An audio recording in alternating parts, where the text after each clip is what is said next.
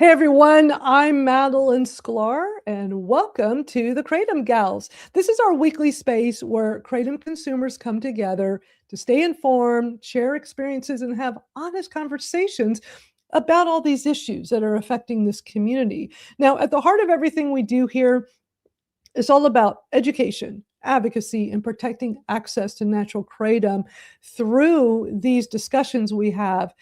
It's not a debate stage. We come here, we hang out, we react to all these different kratom news stories because there's so many of them that make the headlines around the country.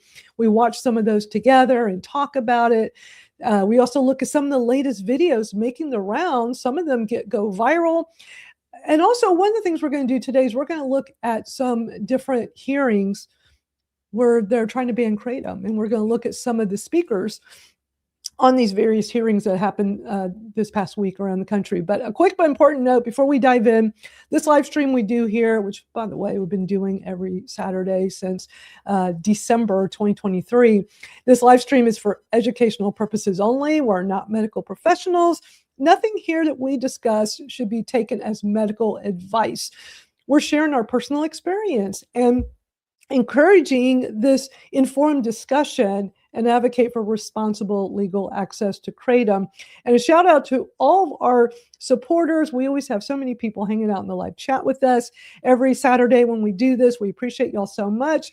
We also appreciate all the people that watch the replay and are in the comments, sharing their thoughts as well. So thank y'all so much for doing this. This community has really been growing. I had to start over with my YouTube channel because sadly, YouTube deleted it last December, and I'm just wowed by how quickly this channel has grown. Just keep in mind, zero. It was zero last December. So thank you all so much for your support. Let's bring up the gals. We got a full house today. Hey, everybody. Good to see you. Everybody. Hi, everyone. Happy Saturday, everybody. Happy Saturday. Happy Saturday. Sarah, we've missed you. Oh, so much. It's nice to have a full house. My normal Saturday with all of you. So I'm happy. She's a little sun-kissed with that Florida weather going on over there. Definitely tanner than what you were when you left New Hampshire. Yeah. Yeah, you really are. Enjoying that sunshine. Yes, as much as possible. That's awesome. So for those that don't know, tell everybody why we haven't seen you in a while. Work. We opened up a new building for Mitrospec, and it's been a lot of work. Building our offices, moving everything in there, getting the machines in there, and it's a lot. We're like, we can do this really quick, and it's been taking longer than we hoped. We're setting up a little podcast studio too in the back, so I'll have better quality to go on here, which I'm really excited about, and we'll be starting our own little podcast, me and Dan too, on there. So it's exciting. Nice. So Nice. different things. I love that. Well, first of all, I love you and Dan's story because all these different vendors that I've gotten to know that I'll buy my kratom from, that a lot of them I've become friends with. And I've had them on the Kratom Stories podcast, every single one of them are the same. It's the type of businesses I want to support. They first and foremost were a kratom consumer. They found this plant, it changed their life, and they just want to help others. So they turned it into a business. And I love hearing stories. And I love your story and Dan's story with that. And not only that, y'all spend so much time educating and advocating for kratom. And not all the companies do, but the ones that I like to get my kratom from, and by the way, I got my ashwagandha. I just love ordering my ashwagandha from y'all. Y'all do such a great job. Such a great product and great kratom too. But anyway, I like supporting the companies that are out there supporting us consumers is so important. So thank you for all y'all do. You're welcome. It is. Education is the number one thing. It really is. People need to be educated. And I like it. I like learning from people too. And everyone has great stories and great advice and little tips that I never thought of. I was like, oh, that's a cool way to do that or this. So yeah. I'm excited that you're going to have a podcast and y'all do a lot though. I love the TikTok videos you and Dan make. Definitely recommend people check out y'all's channel at Mitrospec. But man, we got lots to watch today. There's so much, and there's all these hearings that have been going on. I thought things kind of slowed down in the summer usually, but man, Not now. it's been pretty busy around the country. So yeah, there's Westchester, Pennsylvania. We're going to watch a little bit of that later. We've got Naperville City Council in Illinois. All those towns have been under attack. And Mike Pisano, who I'm sure is here in the live chat somewhere, there he is. Mike, we can't wait to show your testimony. I just love how passionate you are, and your testimony was incredible. So we'll be watching that later. Plus, Georgia House of Reps, they had a long almost 4.5 hours. I think it was over 4 hours long session yesterday, and we're going to watch some of that later too. But as usual, all these news stories making the rounds, talking about Kratom, talking about 7-OH. Not always balanced, but this first one I'm going to play for y'all out of Idaho is kind of long. It's 8 minutes long. And I wasn't expecting it to be balanced because just by the title alone, the title is Kratom and Campaign Finances. You're like, oh, And it kind of starts off like,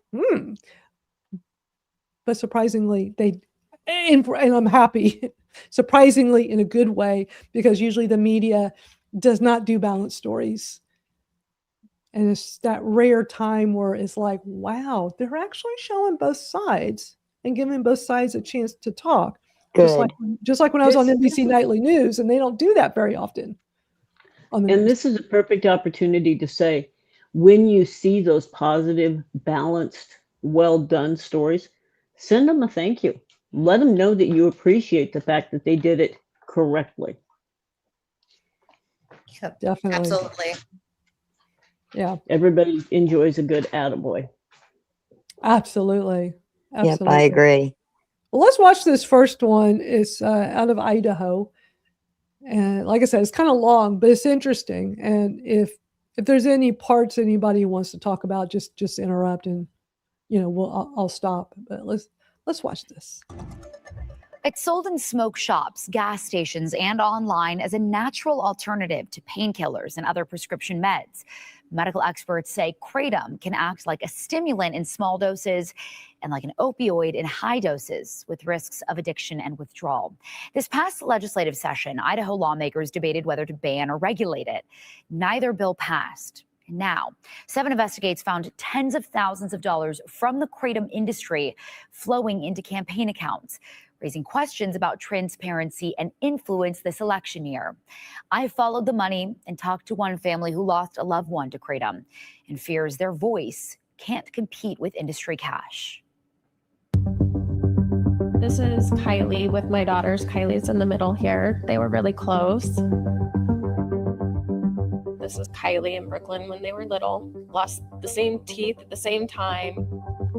Kylie, she was a really strong-willed person. She was really smart. She was funny.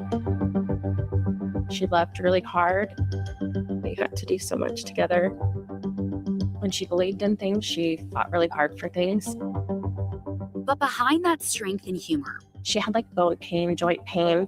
Her neck hurt. 23-year-old Kylie Ristisi was in pain, looking for relief without prescription opioids. She found kratom, a botanical extract marketed online and in smoke shops as a safe, natural alternative. She had been to a pain specialist, but she had decided that she would rather go the natural route and use natural kratom powder. Her family didn't know she was addicted until she died in 2023. While she was taking her prescribed antidepressant, her autopsy listed the sole cause of death as acute mitragynine intoxication, a kratom overdose. And they're being told, especially online, that it's a safe alternative for pain or to get off of, other opiates. There's no actual standards. There's no regulation. Vowing to turn grief into action, Kylie's family, including her aunt Danae Jones, traveled to the Idaho State House to demand a total ban. Kylie died at 23 years old of acute mitragynine intoxication. the primary active component of kratom. I wanted for natural kratom and synthetic kratom to become a Schedule 1. If we don't ban that, they will continue making more derivatives. Besides the fact that that's what Kylie was using when she died. But as families, doctors, and police chiefs fought for the state to step in, a multi-billion-dollar industry and many kratom users fought back. Literally within a month or something, I could be a criminal for drinking this in the state and go to jail. In March, during this past legislative session, lawmakers took up House Bill 864 to fully ban kratom sales and possession. We heard from people very concerned about the addictive qualities, about whether it was potentially deadly, dangerous. We heard a lot of people on the other side who said that kratom had allowed them to overcome various medical problems and had allowed them in many instances to get off of addictive opioids. And they were saying that, this allowed them to live a productive life, to hold down a job for the first time in decades. On the other side of the building, a state senator pitched a kratom industry-backed bill, keeping natural kratom legal while adding age limits, strict labeling, and testing requirements, while banning synthetic compounds like 7-OH. The total ban stalled in committee. The regulation bill failed on the Senate floor. The result? Idaho left with 0 statewide safety standards, 0 labeling requirements, 0 age limits. The status quo is unacceptable. It is really frightening to me that this stuff is just freely available with no restrictions whatsoever, no warnings, no nothing to people of any age. That just feels crazy. When the session ended without action, 7 Investigates found the fight moved to campaign accounts.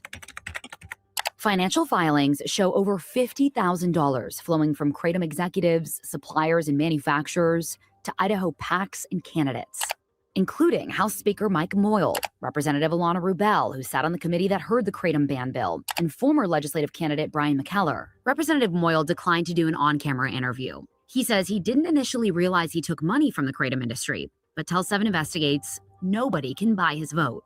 McKellar says he was open to finding middle ground on the issue. I didn't feel like we had to draw a line on banning it all. They wanted to put some money behind me and I took it. If a bill, a regulation bill or a ban bill came before you again and the kratom industry was behind the regulation bill and you knew you had accepted that money from the kratom industry, would that have come into play for you? Yeah, I think any politician that says if they're given money and then not listening to the people that gave them that money, 100% that would play into it. I don't think any politician should make final decisions that way, but that's how they grab your ear, right? Why do you think it's important that Idahoans know about this? It's very important for people to be transparent when our legislators are making decisions on public health. Transparency is really big.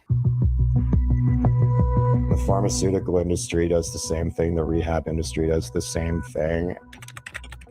Much of that industry cash came from Chris Diotis, owner of Meridian-based Happy Hippo Kratom.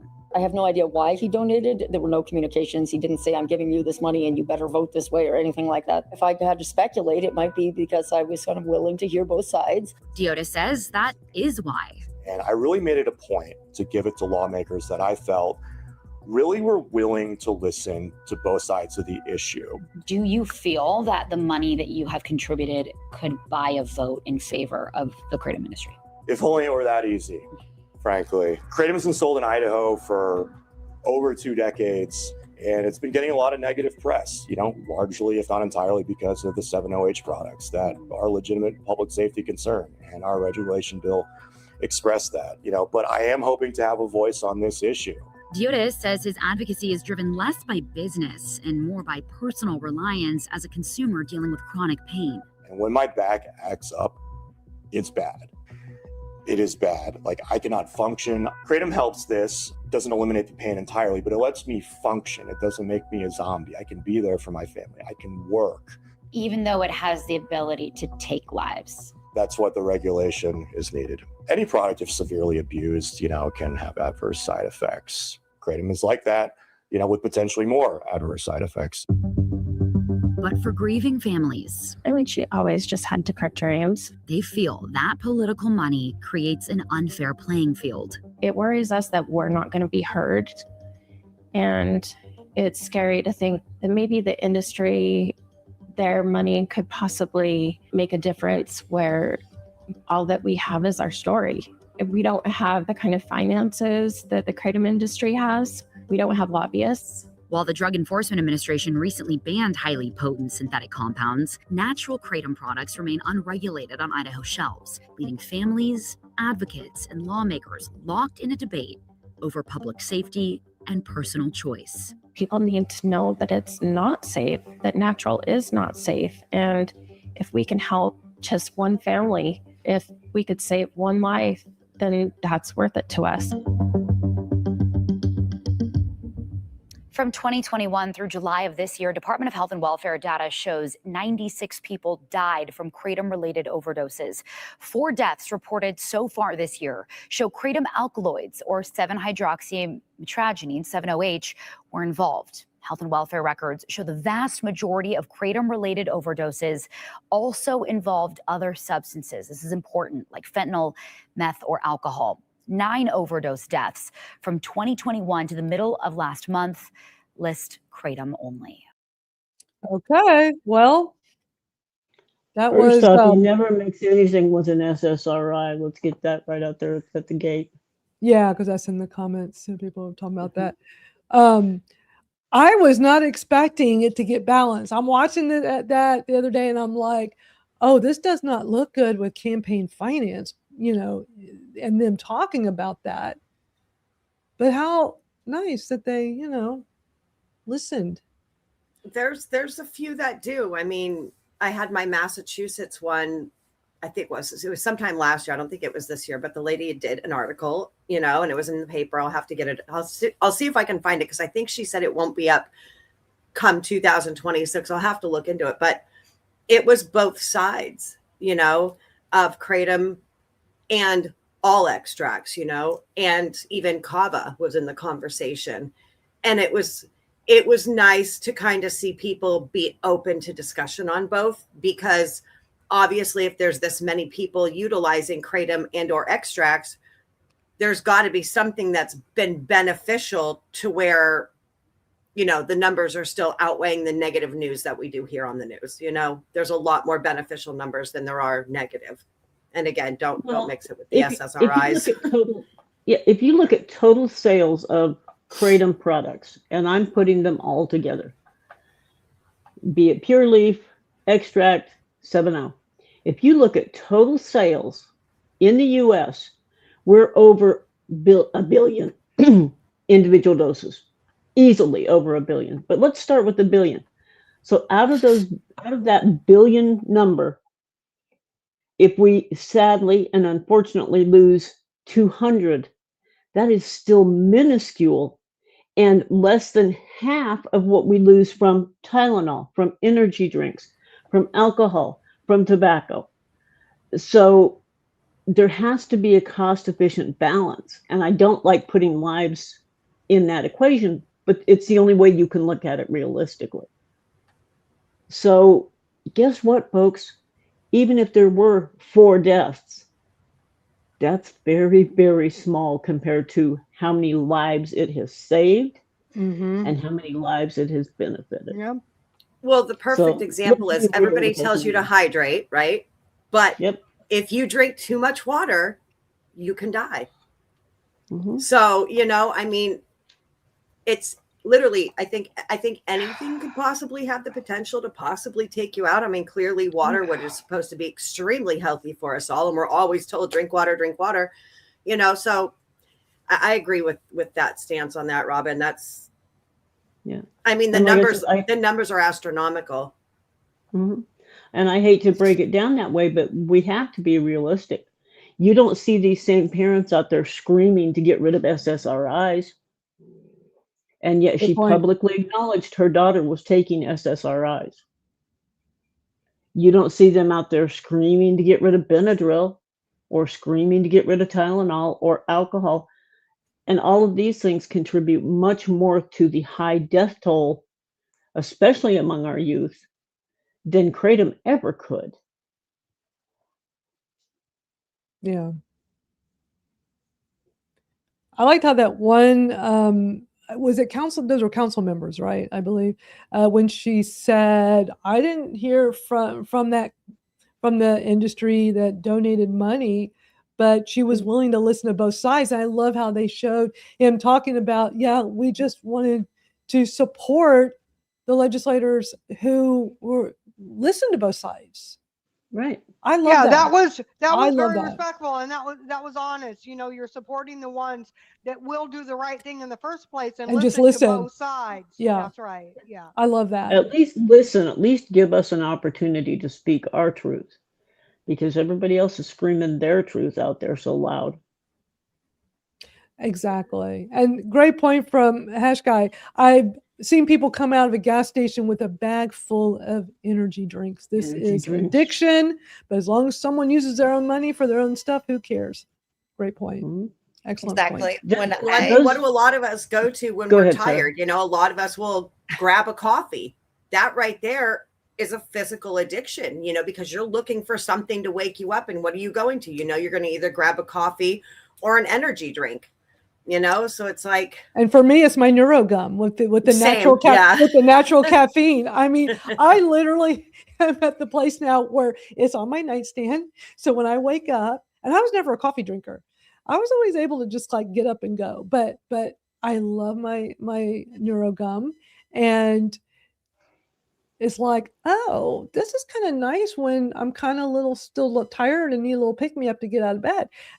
But it tastes so good. The problem is their gum is so good. And it's like, it lasts forever too. It lasts a long time. Forever. So I literally just It's still morning for me every week that we join. It's still morning. It's 11 for me. So of course I have my coffee. Yeah. When I take my son to school, he's in high school, all the high school students have Monster energy drinks in their backpack. Like literally probably those big ones, right? Yeah, they all are carrying those in, but that's okay. And that's not good. Right. For a 15-year-old. I have had numerous of my grandchildren, 18 and older, live with me at different points in time. And they drink those things. The amount that they drink is insane, to the point I banned them from my house. I don't care how stupid you think I am, how weird I am. You're going to drink it. You ain't drinking it in my house. You're not buying it and putting it in my fridge. Exactly. I don't let them, they get mad at me too, but both of them, I have a 19 and 14-year-old. I'm like, no, absolutely not. Stuff is deadly. Pretty much every kid at school I was in shock had one of those walking. I was like, really? So, but people don't think they're deadly because, you know, it's just sold. It's everywhere. It's everywhere. And then it becomes the same thing with other products on the shelf. So easily accessible. And it's always like, well, it's in a gas station. It's in a convenience store. It must be safe. Otherwise, they wouldn't let it be on the shelves. And Sarah and Amanda, even Twinkle too, and probably Venus can remember way back in the day. That was the goal for almost every vendor out there. Get it into gas stations, get it into convenience stores, get it into GNC. That's how we know we've made it. Right. How's that working for you now, guys? Yep. And now that's not the way we want it. We want them out of the gas stations. You know? Now the folks that have stayed strictly online are the ones that are keeping the product safe for us. Yeah, I know I was watching. Did you guys notice that high MIT count on that bottle that was in there? That was a pretty decently high MIT count. I didn't realize that they were that high. Yeah. That's crazy. And those are in the gas stations. Yeah. Yeah. Very, very high. I know that they're, friend in the community, put himself into a detox program. If that's what he needed to do, I support him. Put himself into a detox program, and he said the majority of the people in there, you hear, a lot of people are in there for 7-OH, a lot of people are in there for Kratom.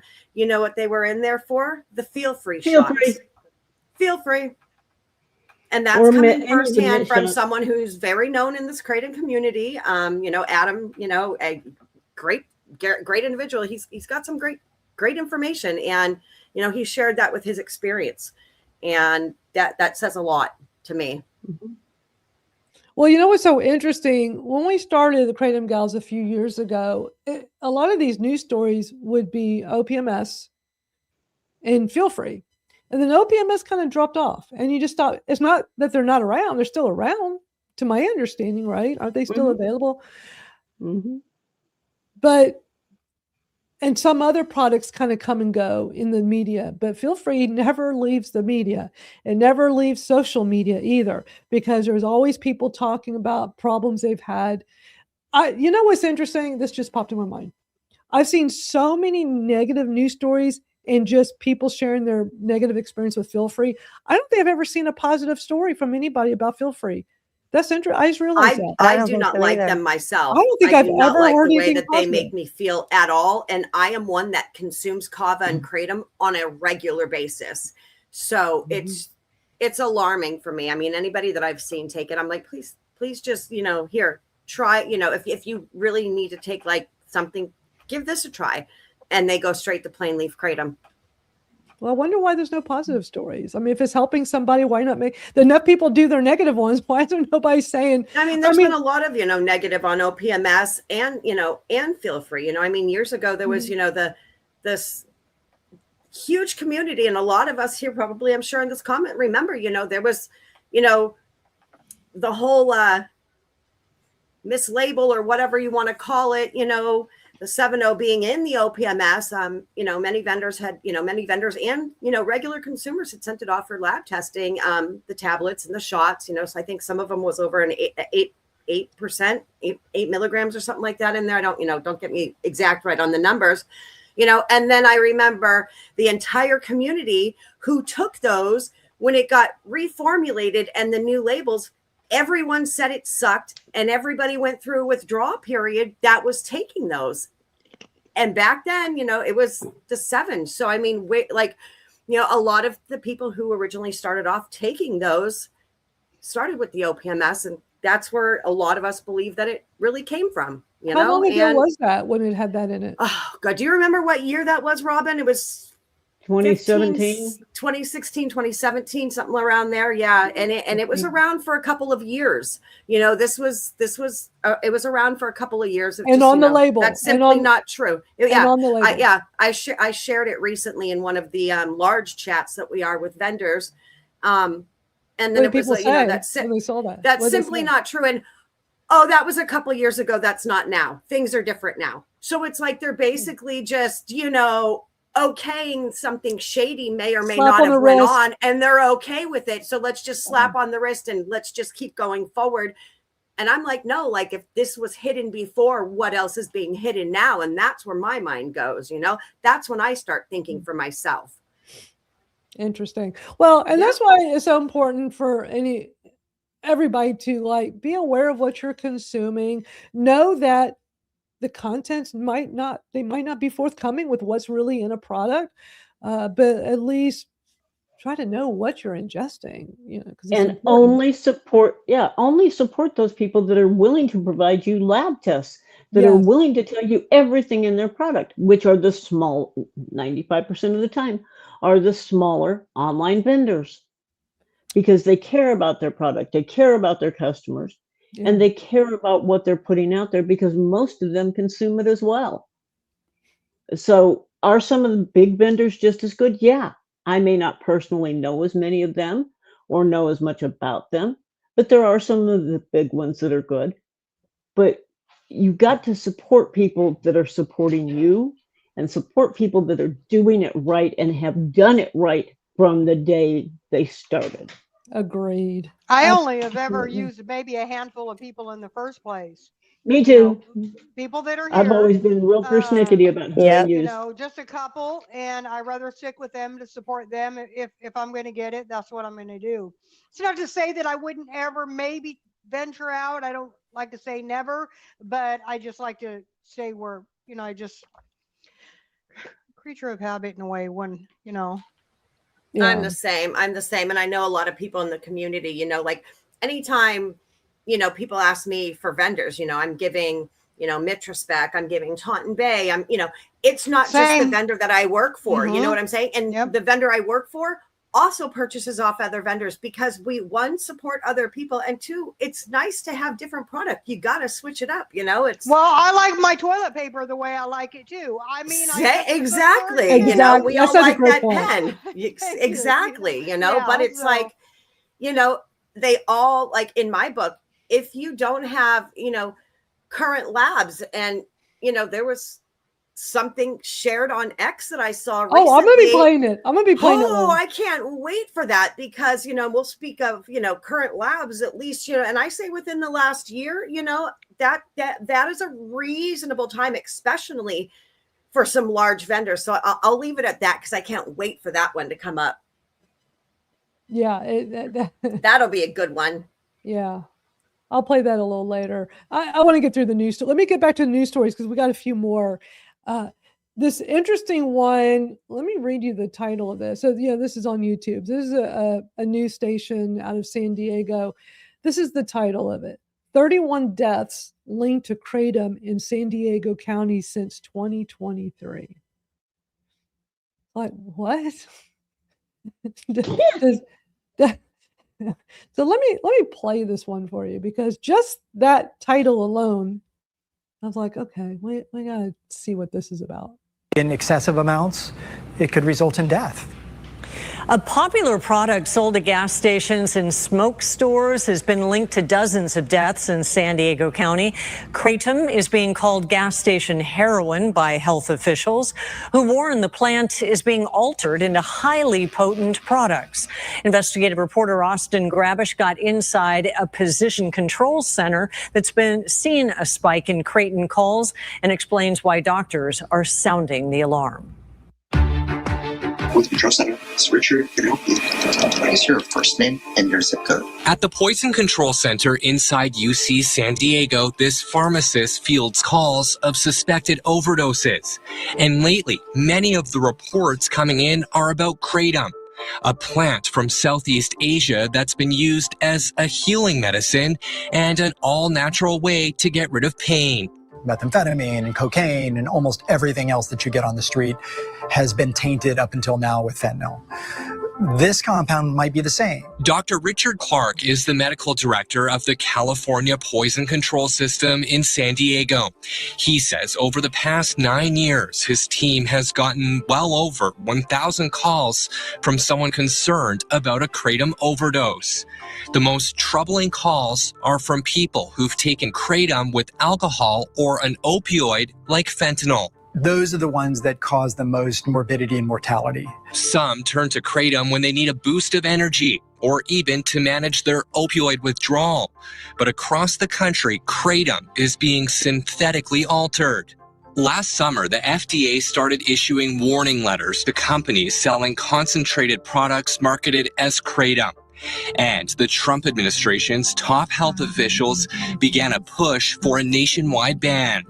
Our focus is not on Kratom. Our focus is on 7-OH, which, according to the Journal of Medical Chemistry, is 13 times more potent than morphine. Manufacturers are taking 7-OH, a powerful chemical found in trace amounts in the Kratom plant, and using it to create highly addictive products.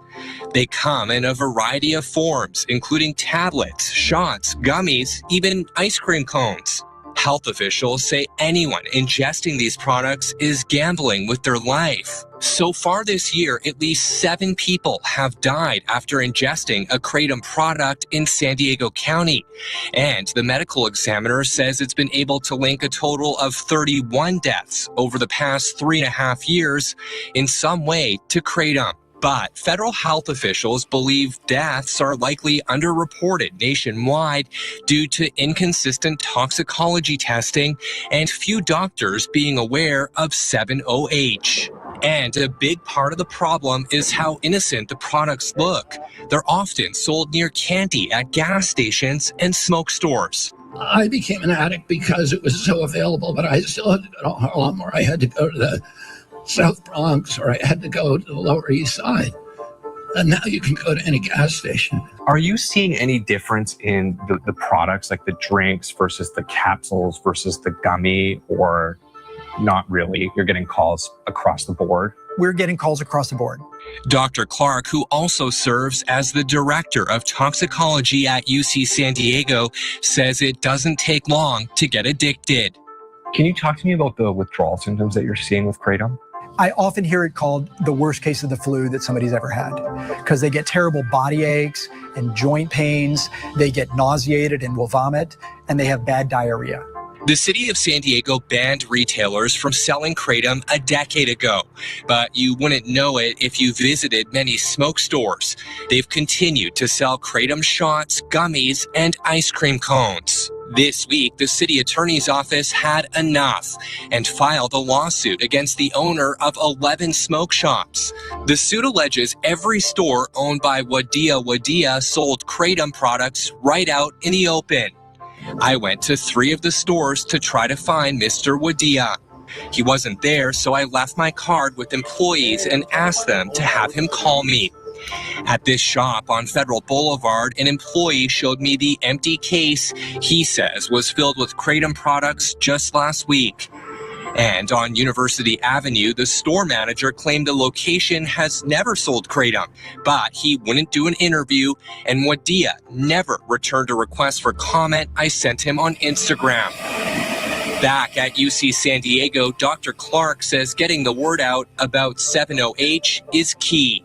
Used inappropriately with other drugs or in excessive amounts, it could result in death.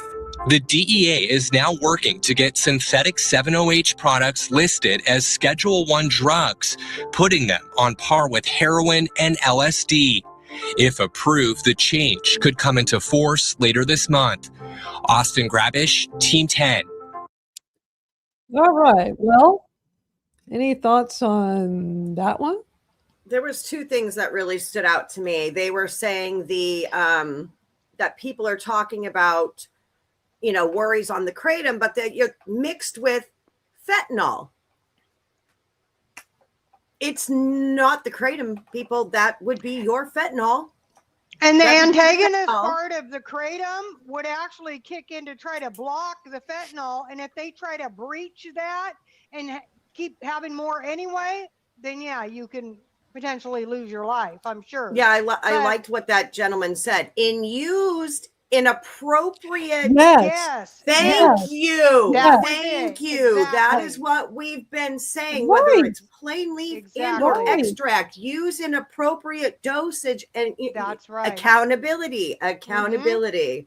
Yeah. The other Those were thing the 2 that I stood out to me. Big. I wrote that The down. thing that I Yeah. keep seeing, and the thing I keep seeing and hearing, and we all have talked about this, that it's 7 times more powerful, 13 times more powerful, 15 times more powerful. But they don't bother to break down what that actually means. Right. It doesn't mean it's going to affect you 17 times harder or 13 times What I harder. actually, That's what they going think. to- That's what people going think. to attach to that receptor that many times stronger. I It's think not what the the truth effect you actually get. is, sorry, Robin, I think what the truth actually is that it's 13 times stronger than Kratom, and that I would agree with. But it 13 times stronger than morphine and all these others. I think what they did is they took the information, spun it, and put it out that way. I mean, look, we know that it says that, the officials are calling it gas station heroin. We know that. And it they've been doing originated that from since plain GKC. leaf. And this part of it for this originated from GKC. We know that they sort of achieved their goal. Now everybody is calling it gas station heroin, And that's we're what they also started doing that with for plain Kratom. leaf. Yep. Yes. Yeah. Yeah. Plain leaf was said back in 2016, 20, right there at the ban. Kratom is 13 times stronger than morphine. That was it. And then it went to MIT. And then all of a sudden MIT's okay. And then that went to 7, so it's like, and then we're repeating, the verbatim. And now it's being pushed by certain people. For what reason? For what reason? Yeah. When it's being said, used inappropriately, moderate, accountability, small therapeutic doses, just like New Hampshire had said at the very first hearing we dealt with and heard, before they all of a sudden wanted to just completely ban it and make it a Schedule I when they did not want to do that. This is what we keep saying, pay attention to what's being said. Look at the bigger picture. Start looking into things yourself, because what's really being said out there, it would just be like the politics that's out there, right versus left. If you're listening to every single thing on that, that's what you're going to believe. If you don't start making your own decisions and looking into it yourself, you're only going to believe what you're told, and you're never going to learn anything on And your there's a own. lot of that in the Kratom community. It's like, it's okay to do a little bit of research and form your own opinion. It doesn't have to be the opinion of dear leader. So, did y'all see this comment that came up a minute ago, Eric? I was just going to ask you. Eric says, got some Yeah. inside information that New Hampshire is announcing a statewide ban on Wednesday. What? Please tell me that's not true. And Eric, reach out to one of us offline and let us know where you got this info, please. If you're able to say more in the chat, please do. But we would definitely like to know more about, what this information is that you have, because that's very concerning. Jamie's asking, is there any I usually get something immediately for Fast Democracy, and I hear nothing for New Hampshire right now. So please get that information desperately to me, because that's my state, and I'm right over the border here out of Massachusetts. So it's like, please, someone get a hold of me with that information, because I will do what I can to get to the capital immediately. And Jamie wants to know if there's any good news out of Massachusetts. I don't think anything good. No, that's a mess. I think it's still so bad. upsetting. No. It looks like they're going to go through with it up to at least a year. And then they said that will give them time to, it's ridiculous. It's so ridiculous. I will post in the comments. Well, one at a time. Are they going to accept responsibility for all of the deaths that occur then? Of course not. I'm just going to call it. I mean, I'm so tired of these politicians putting it all on Kratom. Guess what? You're going to die. They only think deaths come from the product itself, not from taking it away. That's like one of the biggest problems that I think all of us consumers need to start talking about more when we're advocating, is explaining to these people that, y'all are taking this away or want to take it away because of all these supposed deaths that the science does not support and the experts don't support, because most of it is not true. But they don't seem to understand the deaths that would come from taking this away and the number of people they would send to the streets. For those of us that live with debilitating chronic pain and we have to have something, I've not been able to get my pain meds. It's been 7 years. So they would leave me no choice than to go to the streets and go buy opiates illicitly. Right. And that's scary, because that can kill you. Like, you just don't know. Well, I wonder if it has fentanyl in it. It'll probably kill me. Like, well, then we'd just be an addiction death. They don't. I did just put numbers for Massachusetts. Wednesday was 7 Hope had given me that to put in the comments. Hopefully they all load. I might not be able to post a full comment because of I don't know. I can't. Can people email you? Can people email? Yeah, you seriously, everybody. Like I'll put. Yeah, send me a message on Facebook, send me a message on X. If you can't get a hold of me, message one of the girls and they will get you in touch with me. Like, I can give you Massachusetts. I can also give you, was it North Dakota as well? And then, we'll be working on everything else. So we've got numbers for Massachusetts to keep calling, because we're not done. We're not done. Our voices need to be heard for Massachusetts. Yeah, Massachusetts. Definitely. Yeah, people that live in Massachusetts need to keep fighting. I think what happens is when people hear of these, they're so defeated, because in my TikTok comments, I get a lot of discussion there because I have so many followers. And whenever there's a state that they're, talking of banning, or a state that is banned, people are so defeated in the comments, and they say, well, I'm in, whatever state. And I said, you can still fight, even if it's already been banned. Call your reps, call your governor. You can call and ask to, like Venus has done, ask to set up appointments. Our veterans, our vendors, our chronic pain community, call and ask to speak, set up an appointment, even if it's with, what is it, Venus? If it's not the actual, senator, you can speak to their aide. And it's usually a health aide with you. That's what we need right now, this week going forward into Massachusetts. Anyone and everyone who can get down there with signs anytime during the week, put it, please, don't ban Kratom, ask for regulation on all Kratom and all Kratom products, because a ban with one alkaloid will then start the ban on all the product, Regulation is key. We need people showing up. Massachusetts, like, this is a big one. This is because it's going to start following suit. You know, Connecticut's already gone. Rhode Island overturned it. Massachusetts, I don't even know what the heck is going on with Massachusetts right now. It's so disappointing. That state is just, it's bad. not surprised. Anybody that lives in Massachusetts that consumes kratom needs to be calling the governor's office every day, You can't every single day, and remind them, we voted you in. Defeated, We you can have vote to you speak out. up. You can't, you have to say something. You gotta let them know that your voice counts, exactly. and your vote matters, and they will listen to the voters. Send in an email. Take a minute to 2 minute video of yourself, you know, explaining your story. If you have a problem, you know, you can't make it to meet with your senators or their aides, take a video of yourself, send it into each and every single one of these legislators in Massachusetts.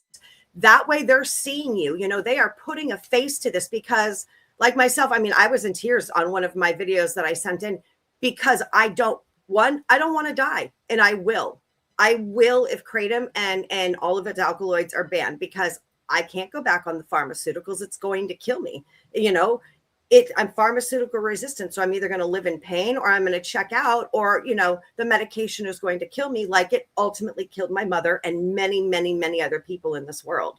You know, we need, this is the time this community has to, like, roar. Like, we need our voices heard. And that means showing up, putting your face out there. And I know it's hard. Trust me. Like, I was so terrified to come on this at first, just with my original interview alone with Madeline. Oh my God, that took forever. I was so nervous, but you know what? Like, keep pushing yourself. If you push yourself through that small bit of anxiety, life gets a little bit easier each time. And then, you know, you're out here like me, and complete loudmouth advocate, you know, just spreading the news. The time for sitting and waiting has passed. This has to be a time to actually engage, whether it's phone calls, emails, spreading the word to your neighbors. Do something to let your elected leaders, and I say that for a reason, let your elected leaders know you do not support this. It doesn't even mean that you have to be a kratom consumer or a MIT consumer or a 7 consumer. It means if you believe in the freedom for us to choose what we put in our bodies, and you want to fight for that, and that you do not agree with prohibition, stand up and be counted. Your life depends on it. Our lives depend on it. Our community lives depend on it. Today it's kratom. Tomorrow it's ashwagandha or aquama or St. Well, we already John's. see they're going back on the marijuana. Look at that, starting to turn back into a nightmare. You know, it's like, oh man, the whole hemp thing right now. It's like not we're just going backwards in time. It's every single botanical they are coming after right now. This is really insane. are. It's scary. It's scary what the government's been doing with extreme overreach. And we allow it with our votes. Because absolutely. That's what speaks the loudest for us, is our vote. Now, if this is not a voting year for your governor or your senator or your congressman, make sure they know that a voting year is coming. Yes. And you will do everything in your power to make sure they no longer have a job, because they're taking your life away. Right. And if it is a voting year in your area, make sure you contact the people that are running against the people that are in there to make sure they're already educated. That's what I just realized in this conversation. Generals. We're going to be voting for governor, and I'm like, I'm going to need to go call the one that's running for governor here and find out her views on all of this, and share my story and find out what her views are. It's, you know, channeling Venus, because Venus is always great about calling politicians that are running for office in her area. And it's what a brilliant idea that is. It's something that we don't think to do. Right. As Venus brought up last week and during this past week, the attorney generals also are elected officials. Find out when they change office. Yeah, mine changed office this year. Yeah, is your board of pharmacy appointed, or is it a voted position? Find out, and find out who appoints them. and go at them too. We have the ability to make changes with our voices and our votes. Yep. And that can't be said any clearer or louder than that. We have the power. We just have to use it. Exactly. They're making people into criminals overnight over a plant, you know. And It's that's your the other job thing. to advocate for you and for others, really. Yes. And And then these when people are states are not surprised, bothering. you know. Yeah, these states are not bothering to take into account if you make the sale of it a criminal act and the possession of it a criminal act. Do you have enough jail space? Seriously? Do you have enough funding to cover the cost of that jail space? Honestly, realistically, do you? Do you? And here's going to get real hard. Do you have enough cemetery plots? Because that will occur. That's good. That's good. And the thing about that is when it does happen to us, when the pain patients do go to the street, they get a bad batch and they die, or they do go to the methadone clinic, they give up, they go to Suboxone, they won't be counted as a pain patient death. They'll already have that label as addict, and they will be put on there as an overdose addict death and not somebody that's in pain. Right. And that's, terrible. I got one more. There was a really good bit of information I was giving from a really long time friend, Keith, in the community. And he has something written up that it says, that he consumes Kratom, and Kratom will not be, I don't know the exact word for word, but he has it written up that they cannot blame Kratom for any death if they find that in his system, and they have to honor that. It's been notarized and everything. I will give this information, awesome. but that is something that I think is fantastic, because the more of us that consume it, I think the more of us that do that, we're going to, we're going to speak A lot of volumes, us, a lot of us did papers similar to that back in the day, Amanda. A lot of us did, because you're not blaming Kratom when I go, and everybody that knows me and loves me knows.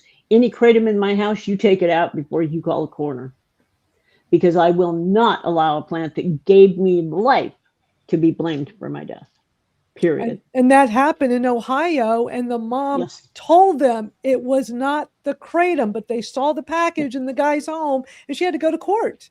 She had to go to court. And Unreal. No, it's no different than that one gentleman that was shot with a gunshot, died by gunshot, and they blame the Kratom, Craziest in story. his system. Craziest story for sure. Let me play this last news story, and then we're going to move on to the different ban hearings this week. So this one is an interesting story out of California.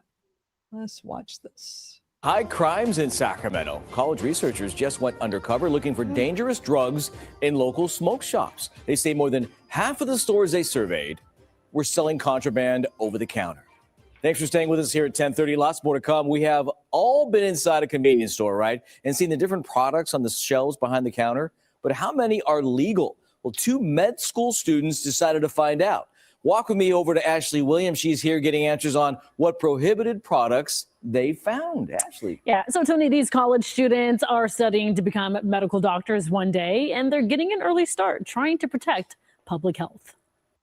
New research showing banned substances are being sold in Sacramento stores. It's like the Wild West, essentially. There's no regulation. It was honestly shocking. Kayla Devotee and Yulin Zhu are pre-med college students working with the nonprofit group Youth Forward. This summer, they conducted a random survey of 16 Sacramento smoke shops looking for kratom, 7-OH, magic mushrooms, and nitrous oxide, which are prohibited intoxicating products. All of these are technically banned for recreational sale and possession in California. 9 out of the 16, over 50%, had these substances, and that was just a major concern for me. The results were published in a 13-page report. This week, they presented their findings to the Sacramento City Council. Our goal is to reduce harm caused by addiction and overdose in our community. Researchers say the banned products can be dangerous to use. Addiction to any of these drugs can lead to serious brain damage, death, and serious health complications. CBS 13 reached out to some of the stores about the survey results. The manager at Royal Smoky tells us they pulled the prohibited items off the shelves last month. The group Youth Forward says these type of prohibited sales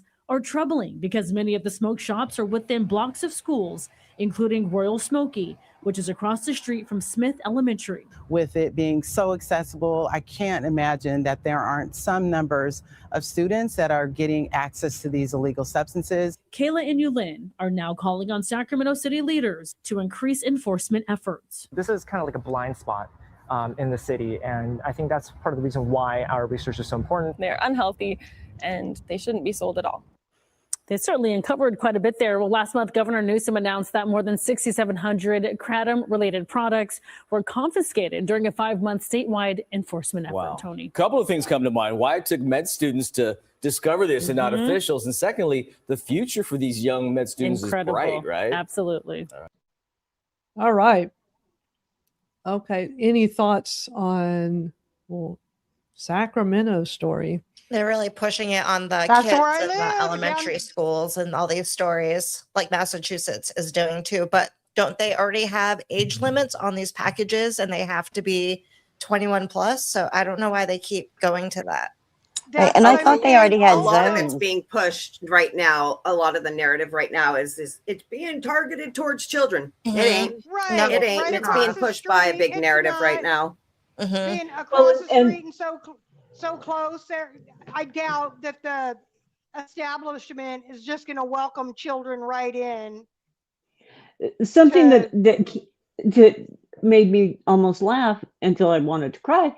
Oh, these young students, aren't they amazing? That's what you want your position to be like? Seriously? No, thank you. I don't want somebody coming and telling me what I can and cannot consume because they don't know enough. Now, if these guys are better educated, they might end up being good advocates. But until then, they shouldn't have a medical license. Yeah. Because they're simply pulling the party line, and that is wrong. That party line has killed too many of us. Yeah. And again, getting so frustrated with it always being the addiction side that is covered. What about those of us in chronic pain? Give us a bone once in a while.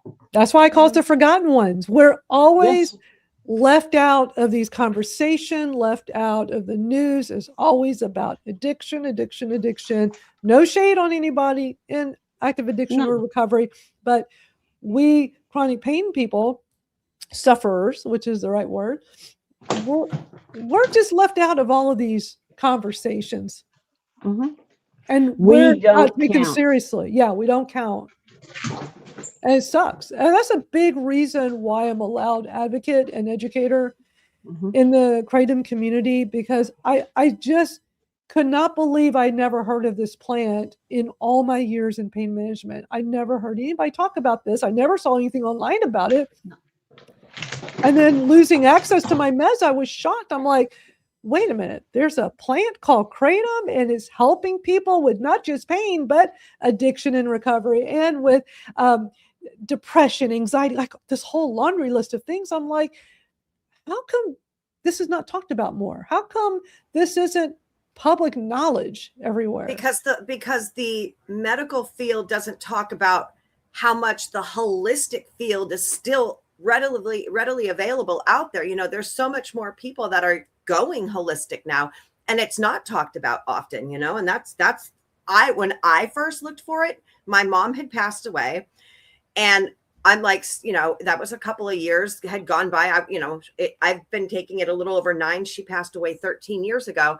In that time, I was still trying to find, you know, my way through finding a pharmaceutical that worked for me. Come to find out, everything I was resistant to, you know, once I was able to get that lovely test, the genetic testing. But then I literally looked up healthier and holistic alternatives to treat my pain, and Kratom popped up, and I started finding NACU. I found Cat's Kratom, you know, Cat's Botanicals. I found him, and, you know, I found, you know, a couple of people in the community that I started, you know, just kind of forming a relationship with. Like, there's no way this leaf really works. But I mean, I lurked for a year and a half in these groups. Like, this is BS. Like, that was me. This is BS. This is BS. Because if it was so great, why aren't we talking about it? Well, you know, I really started going into things after losing my mom and finding how shady, the medical field can be. Not all to blame on the doctors, because they've got to follow some laws to why they can't treat us properly. But it's like, the pain clinic, they just kept giving in 8 months of a cocktail of medication, never checked her blood. They checked her urine and it killed her, So that's what started me on the search for it. Had I known about it prior, like maybe my mom would still be here. You know what I'm saying? And maybe a lot of other people would still be here had it been spoken about more, had the holistic side of, plant medicine been discussed more, because I find the more we discuss plant medicine, the quicker they want to take it away from us.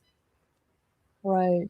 Because it's taking out of the pharmaceutical industry pockets. And yeah, they don't let you talk about it. That's why no one knows. No one has. And then, it's like a lot of our, like, supplements and stuff still aren't like FDA approved. And everybody's like, oh, this isn't FDA approved. Well, have you looked at half the bottles? Or what about, your epidural steroid injections? Because those aren't FDA approved, and they push those like, coming under the sun. So it's like, that's when I really started doing my own research. And then, I followed the American Kratom Association for quite some time. And then I was let down. And why was I let down? As in, you look within yourself, and then you look at the cause of the problem, and you start eliminating the cause of the problem. And that's, why I'm where I'm at, because I was a very loudmouth AKA supporter for a very long time until I wasn't.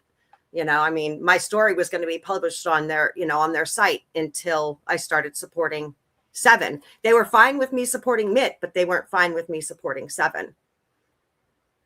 Yeah. So that's my side on the whole holistic side of it. It's just, the more it's not known about, I think the better the pharmaceutical thinks they are. But the more people are really starting to wake up about everything, going on in the world, and that goes to like, look at the stuff that went on with Fauci. And it's like, people are really starting to wake up to a lot of things going on that they are wanting to control and do to our bodies. And people are like, you know what? No, this is like my body, my choice. Let me take care of me how I want to take care of me. Because clearly I'm doing better than what these pharmaceuticals were, because the pharmaceuticals are killing me, and I wouldn't be alive here today. 9 years ago, if I was still on the pharmaceuticals, 9 years, I would not be here. My organs were shutting down and failing. And now everything is flawless. Like, my blood work is flawless. My organs are fine. I did almost die this year, but I'm still over here like, in the best health of my life, and it's literally thanks and that's to Kratom. Incredible. It's incredible. It's thanks to Kratom. Like, Kratom, and literally plain leaf is what gave me my life back. I was able to start living, I still suffer from Crohn's disease and long pain issues. There's sometimes that I have to use extract, but I don't use, the 7-0 every day. I don't have the withdrawals. I go back to my original dose, whether it had been, a whole week of 7-0, and then I go right back to my Kratom dose, which never changes. Or I take 7, I take it, either one time a day or one time a week.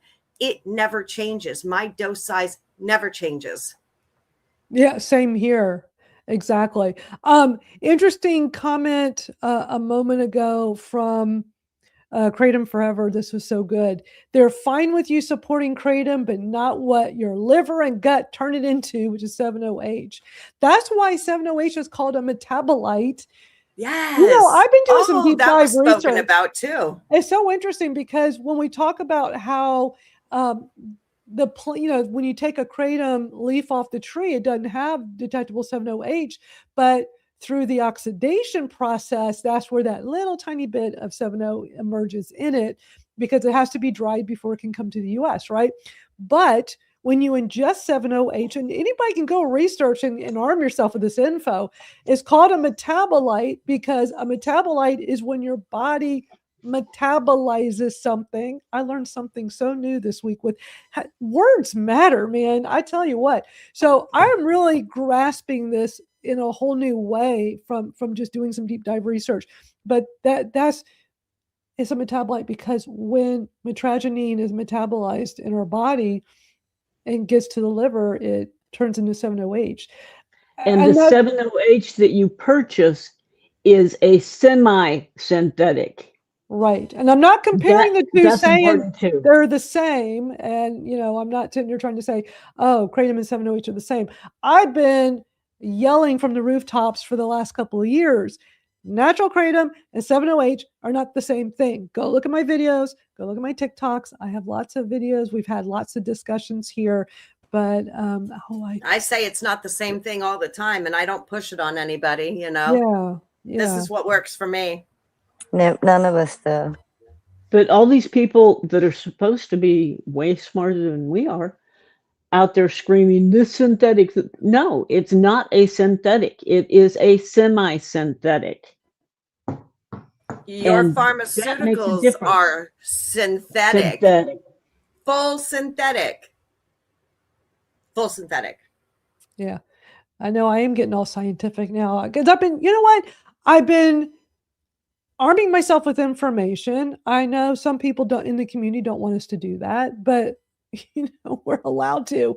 And it's just interesting when you just really dive into and learn more about all this stuff. I've also been learning a lot about SR17. It gets talked about a lot online, especially on TikTok. And it's so interesting. And, they're trying to federally ban that as well right now.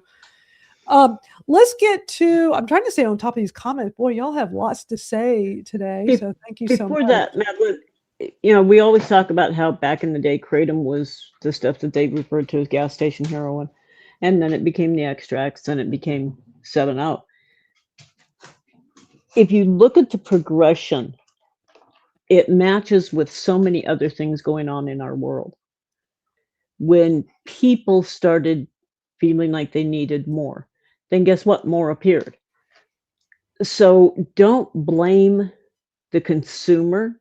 Blame the people that were smart enough or dumb enough, whichever the case may be, to create these things and not put out the education that was needed to be able to use these things safely. Yes. Definitely. Let's get to some of these hearings because there are three of them that I want to play clips from today. And I want to make sure we have time for all of this. This first one I'm going to play, and we don't have time to play like all of these, but if anybody wants to watch more of these hearings, and there's plenty more from each of these I'm going to show, I'm just going to show just one part of each of these three that happen around the country.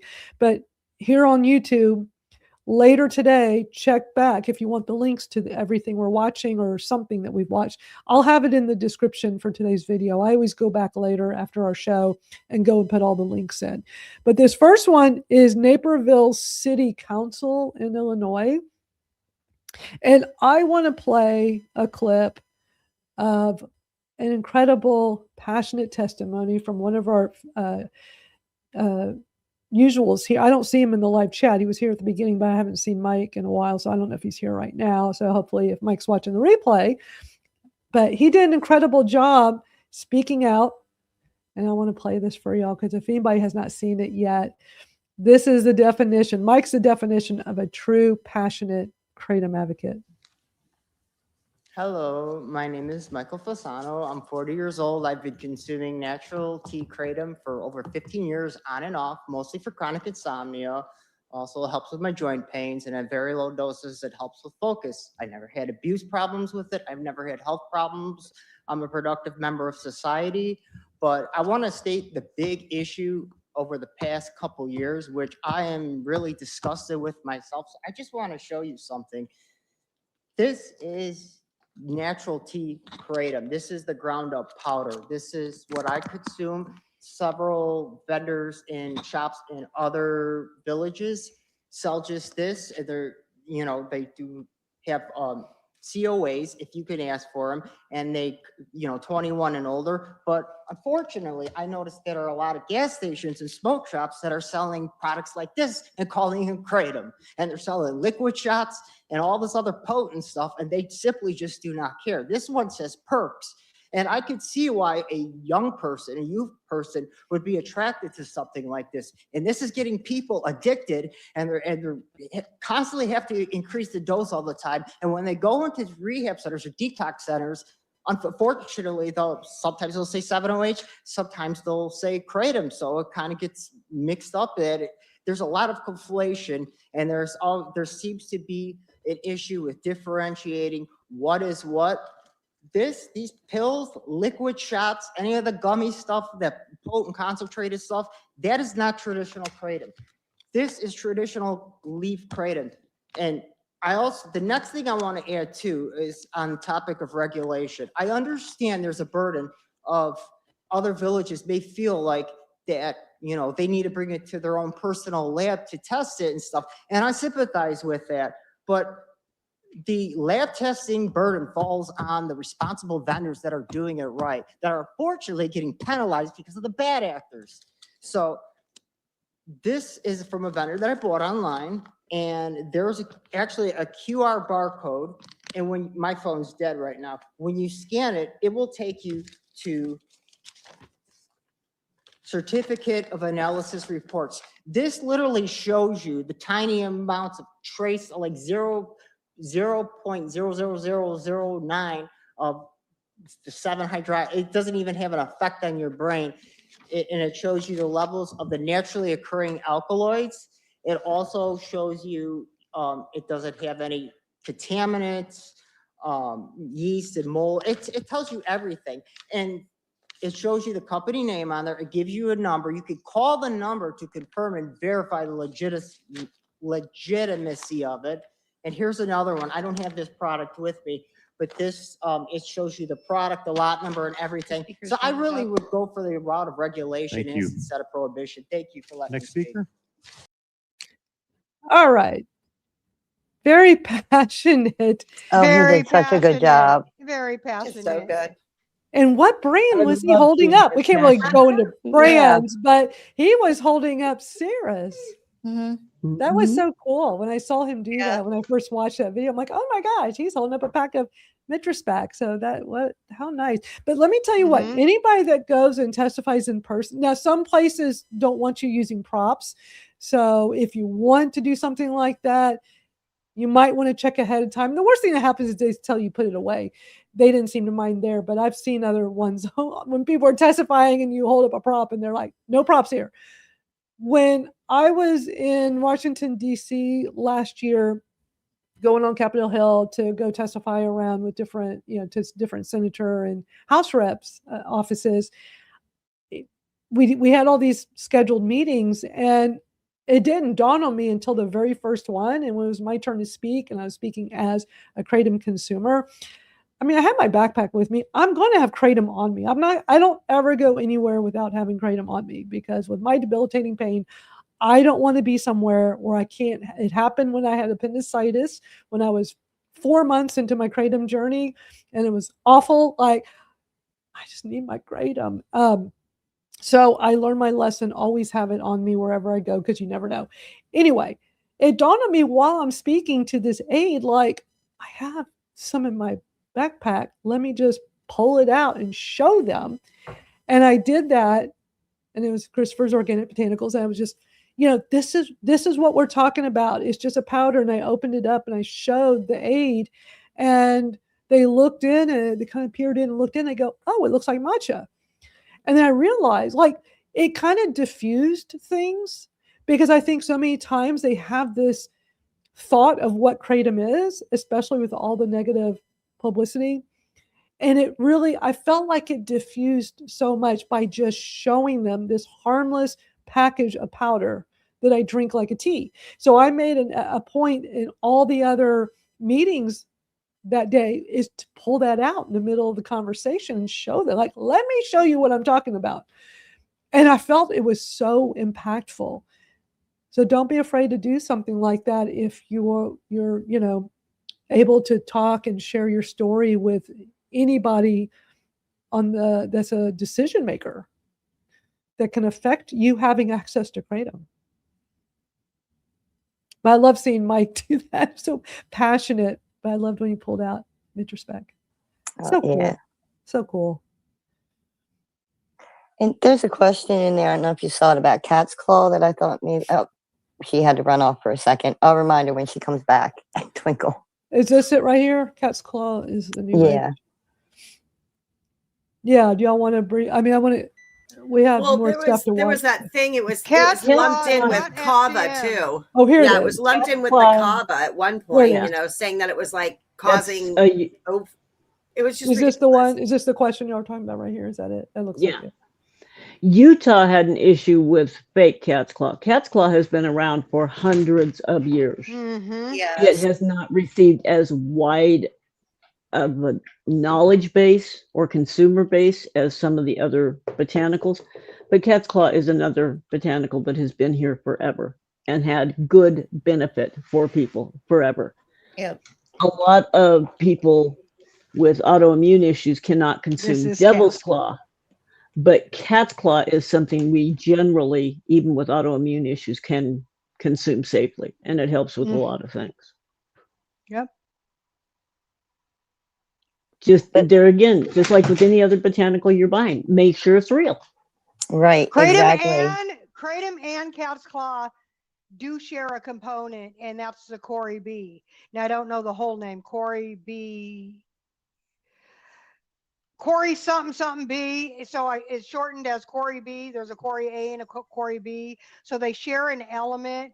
So I don't know if like that's their way around it. And I'm only speculating because I absolutely don't know. So maybe they think, oh, well, we'll just confuse the masses. Similarly to 7 and Kratom.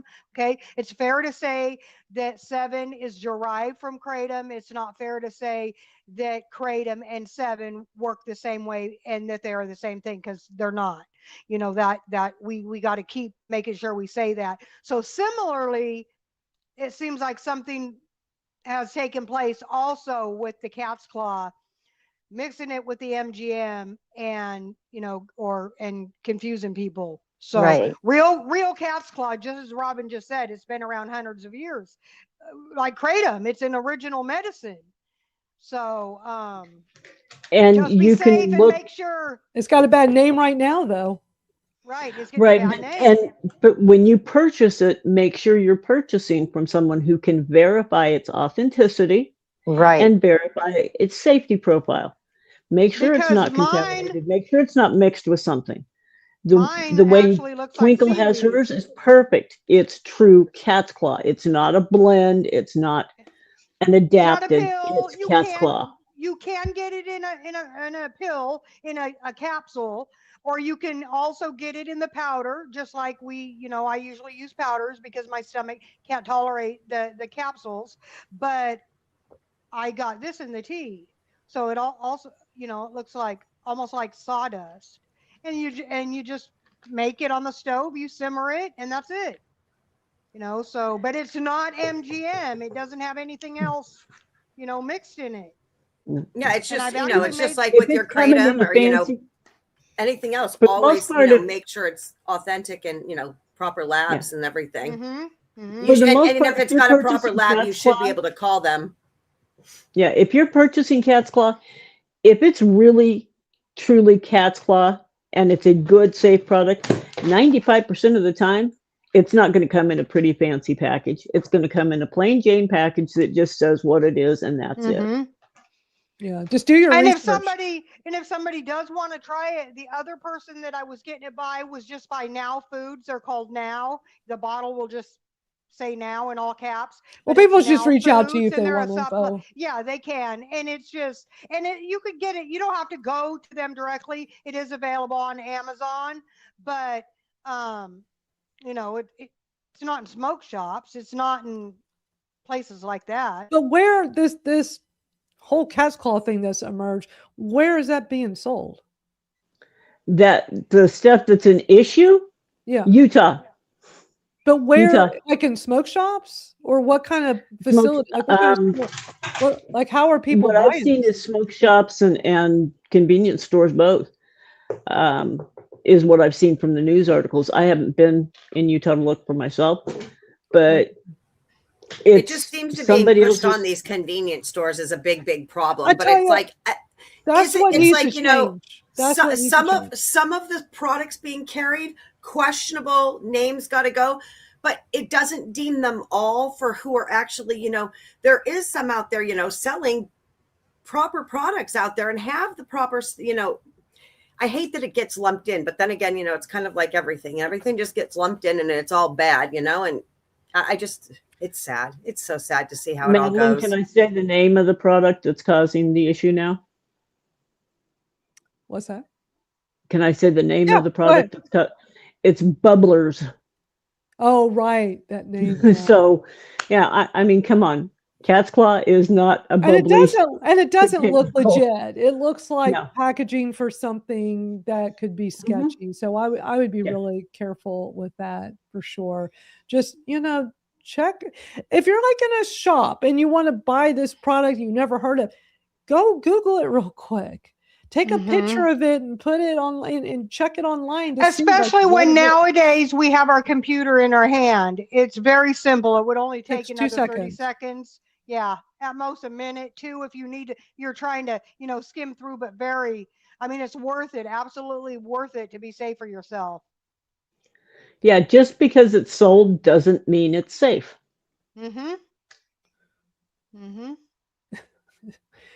Interesting people here today. All right, I'm going to play the next hearing that happened around the country. This because there's been multiple ones.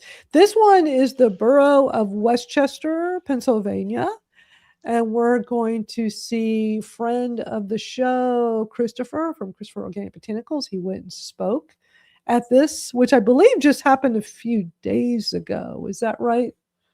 Venus won this a few days ago? Yeah, it was just a couple of days ago. I can't remember the exact date, but I think it was either Wednesday or actually I think it was Thursday. Let me check it was the date on Wednesday. there. It was on the 20th, so that was Thursday. So yeah, this just happened. Now, the only thing I don't like about the way they did this online, he was in person speaking, but the way they live stream this is it looks like a Zoom, tiny box where is the person's, you see the back of the person speaking at a podium in front of these council members, but huge on the screen. They were showing like, I guess, PowerPoint PDFs or something. And practically the whole time Christopher's talking, they're showing a pro-ban email that is so in your face. It threw me off. I'm like, why are they showing this? And why can't I see Christopher speaking? It is a little bizarre. So let me just warn you, it's a little strange, but it was weird. It is. So let's listen to Christopher's testimony. And then my name is Christopher Deeney. I'm actually from Salem County over in New Jersey, over the bridge. I have some family over here, so we're over here often visiting. But I just wanted to show you, that's Kratom tea. I've been drinking Kratom tea since 2015. So I don't have any problems with it. I actually had a heart attack at 36. I take heart medicines. I take other medicines. I don't take the 7-OH and the other concentrated stuff. I just focus on the tea. And this is what it is. It's just a tea powder. You can take it if you'd like. Check it out.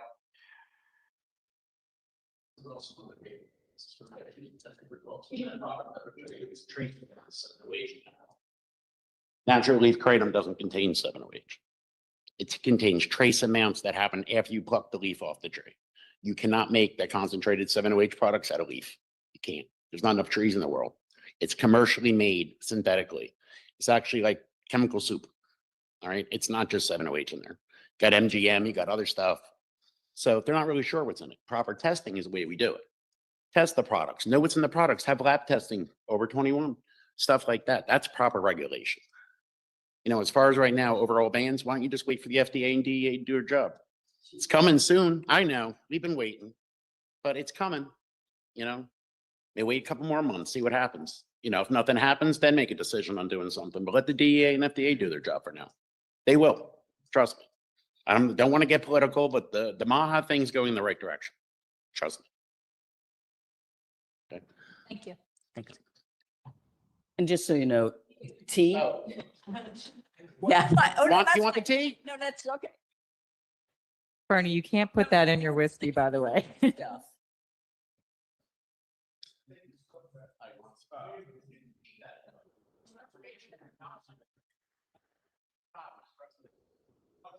No, it's his company. It's his company. He has plenty of it.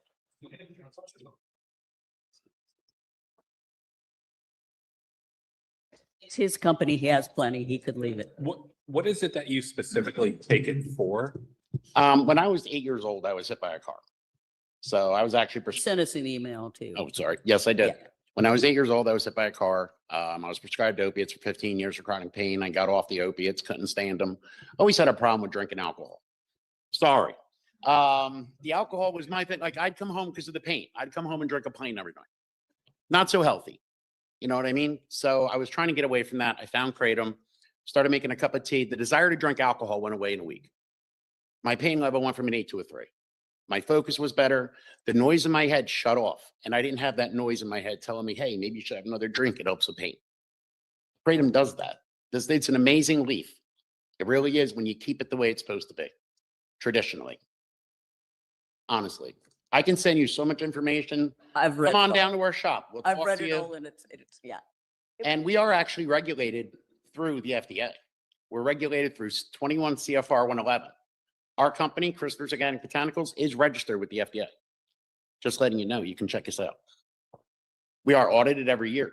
They come in and look at our facility for a third-party audit.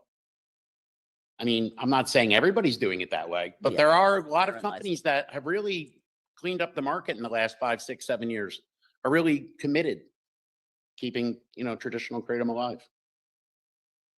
So. And just to be clear, tea is highly regulated. If you just regular tea bag you buy at the grocery store has all kinds of regulations in place. Okay. This has none of them. Okay. All right. Yeah. Any other? All right. Any other questions? No. All right. Thank you. Oh, I didn't know if you want. Thanks, Chris. All righty. Well, he did such a good job. That was great testimony. Whoever that, you can't see them really, but whoever that was the lady that was talking, I thought it was like Robin. I'm like, is Robin there? Why is that lady sounded just like her, I thought. Yeah, I didn't like that we couldn't really see him though. Like I know they just had because it was putting such a negative aspect on such a positive testimony. Yeah, it was weird the way they did that. And yeah, it's a bad look. And again, it looks like, a narrative that they want you to see versus what's being said. Yeah. 100%. And I didn't even notice he was on the little top until like towards the end when I noticed that they were putting the little faces on the top. It took me a minute. It was so weird. I could barely see that at all. It was very weird. It really threw me off. I'm going to play at the end how it ended. This was like an hour-long borough council voting session they had. But let me show y'all how, because I thought it was interesting how they wrapped it up. Of course, they have the video normal at the end where you can actually see the people.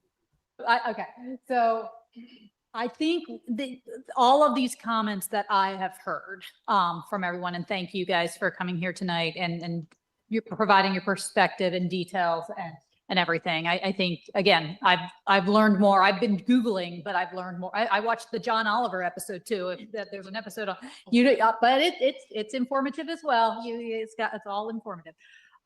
Point being though, Lisa, going back to what we were saying earlier, I do not think that this ordinance is passing as is tonight. Our options, it sounds like, is direct the solicitor to go back and just focus on natural leaf, direct this back to committee and maybe talk through it a little bit more and take into consideration all of the comments here with regards to some of the laws that we could also enact instead. Like if there's a ban to 7-OH and then some regulatory laws that we could put into place for the natural leaf and look at it there. Yeah, the behind the counter and those kinds of things. I feel like that's the direction that we're headed. Like it's not going to pass tonight from what I have told already. So if you guys are okay with it, my suggestion is to send, you don't know enough. I don't think we know enough. We don't have enough formulated to tell you to change the ordinance like this. There's not an answer yet. So I think we should send it back to committee and have one more discussion and put together a little bit more direction for the solicitor and then come back at another time with something that maybe resembles some of the feedback that it sounds like we've heard from all sides, that gets rid of the really bad stuff and regulates the stuff that is useful for some. Okay. So what committee did this start? Was this in the ACT committee or what was public safety? All right, back to public safety it goes. Any objections? No, I think I can just tell people to do it. All right, so we got to close. All right, so that's it. So it's good to know that like they took in everything from both sides and decided not to make a decision. Venus, you watched the whole thing, right? You saw the whole hearing? I did. And I really wish, because that's close to me too, and I really would have loved to go, but Chris found out at the last minute. I didn't get any I had no idea it was going on because I may have been able to get myself, my own ride there. So I was disappointed with that, but Chris did such a good job, and, the other people that were there. And, but hopefully next time something's that close, I'll be able to go along. Why wouldn't we know when there's things going on that we can attend in person? Why wasn't that? I know there's been times, I don't understand the strategy, but like there's been times when we come to find out after the fact, well, they don't want the KDA to know, so let's not try to round up Kratom. Like the KDA can't do the research themselves. Right, Come on. Right. That's the thing. They make it make sense. But Venus had known about it, she could have made arrangements to have gone. And I know how passionate, Venus, you are about going to these in person. Well, going to as many of these as you can online and in person. But, being where you live in Delaware, you're so close to like this one in Pennsylvania. Like how far is that from you? I'm not good with distance, but I know it's not that far. Westchester in Pennsylvania, yeah. Yeah, I'm in Newcastle, so however far Newcastle is. So you're real close, right there, close to Pennsylvania. Yeah, it's like right up 95. Yeah. So, and I'm sure if Chris had more time, he would have picked me up too. But none of us had enough time or notice to get there, because I would have really loved to go and give my testimony too. Yeah. I hope you get to next time. Yes. Yeah. Haven't you been to that one before, Westchester? No, I've been to the New Jersey ones with Chris, but I haven't been any to PA yet. Gotcha. Okay. And that's one thing that we even learned way back when, and it hasn't changed. Cities and counties are notorious for not letting people know what's on the agenda. You have to actually be following and pay attention and look. And it's really hard to look at 700 cities in your state. So try and figure out a way to keep track, because they're not going to make it widely public known. They don't want a lot of people there. So it's a lot more challenging to find the cities and counties than it is the states. Yeah. And some of them all they have to do is put a note up outside their door, and that's their notice. Yeah. And none of them, I never realized how many different databases could be used by city and county governments until I started doing this. You would think it'd be one central place. Yeah. No. Yeah, like with the state and federal, it's Legiscan. Everything runs through Legiscan. Right. Cities and counties don't bother doing that. No.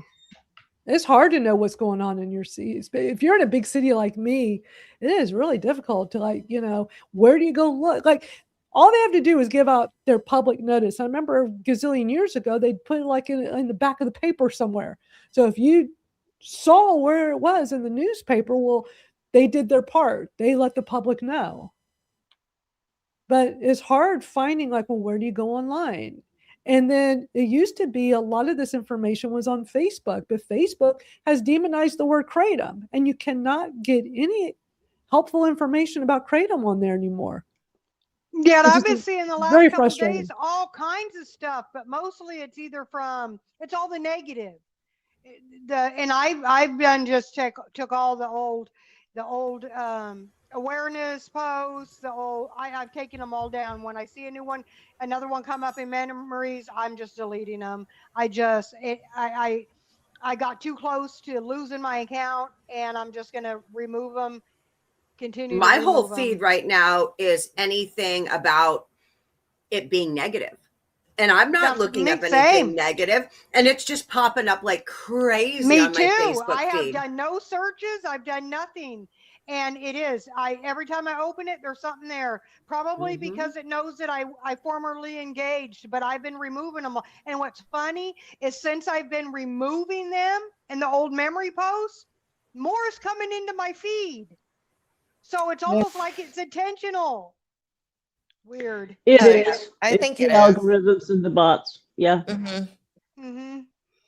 Because if even one of the posts you looked at said something about if you need to know more information or to find out more or anything along those lines, or says anything negative, then the algorithm goes, oh, that's what they want to see. So I'm going to Right. shove it in their face. Uh-huh. Yeah. Mike wants to know how to remove old posts on you say reactivated Facebook. You just go in and delete them, I think, right? Yeah, you just go to your three Sometimes. dots on the post and remove it. But sometimes it'll tell you this can't be, you can't do this. Yeah. So, Oh, I've never got that. Interesting. I've never got that one. I know that Yeah, I we used have A lot of filed groups, some yeah, a lot of before. groups. It was like you can't do this, especially if Facebook has stopped it and like you can't go do. I can't remove anything from the group. I can't even get rid of it at this point. It's like, oh, well, that's a little Wow. scary. That's a little weird. Yeah, that seems fair, right? Right. Yeah, You yeah. can't- You you're can't saying I'm use doing it, but something you wrong. can't get rid of it. Yeah. Right. Yeah. You're saying I'm doing something wrong, but you won't let me remove Right. And what then it they'll is bring that it up you did again wrong. from like 4 years ago and be like, oh, you can't use this now. Too What bad. a lot of mine were from Right. years and years ago. They were 2019, 2020 is the one I was getting punished for old posts. They weren't even current. I had to write a letter to Facebook telling them, look, you're hitting me for old posts. I hadn't put anything up for a year, almost a year. Nothing new. They don't already. care. I just got out of Facebook jail a few weeks ago. They put me in Facebook jail for 3 months. They said it was for a month. They did 3 months and wouldn't let me live stream on Facebook. I barely do anything Kratom related on Facebook. I use Facebook for other stuff. And I couldn't live stream my business, my weekly business live stream, but there's ways. I always have workarounds. I'm techie, so I always had other ways of still sharing it live. But now I can finally have mine on there. But you know why they wouldn't let me live stream for 3 months? Because I did a post like a year and a half ago when I was on NBC Nightly News, and they did my story on Kratom, and I did a post sharing that. And recently, their AI bots caught it and said, shame on you, Madeline. We are restricting you, and you can't do this, this, and this on Facebook. And one of them was live streaming. And it's just ridiculous. I hardly ever post about Kratom on there. I certainly don't now. They took down my Kratom Stories podcast Facebook page. I know a lot of people have lost their personal accounts, their groups. I know, Sarah, you've had on and off issues. Yeah, I've lost my group. I have another group that's okay, but gets in trouble all the time. And then my account, I was in Facebook jail for like a month or something from a post from like 2019. And I barely say anything about it on there, you know, but it's Well, ridiculous. At one time I had, myself and a few others, had 51 pages, 51 groups. No, we actually had 55 groups, all Kratom related. And so when they hit us for one post, that same post was usually in all the rest of those pages and groups. So it was like suddenly I got 100 infractions. So Wow. even to this day, I can share a post that I make.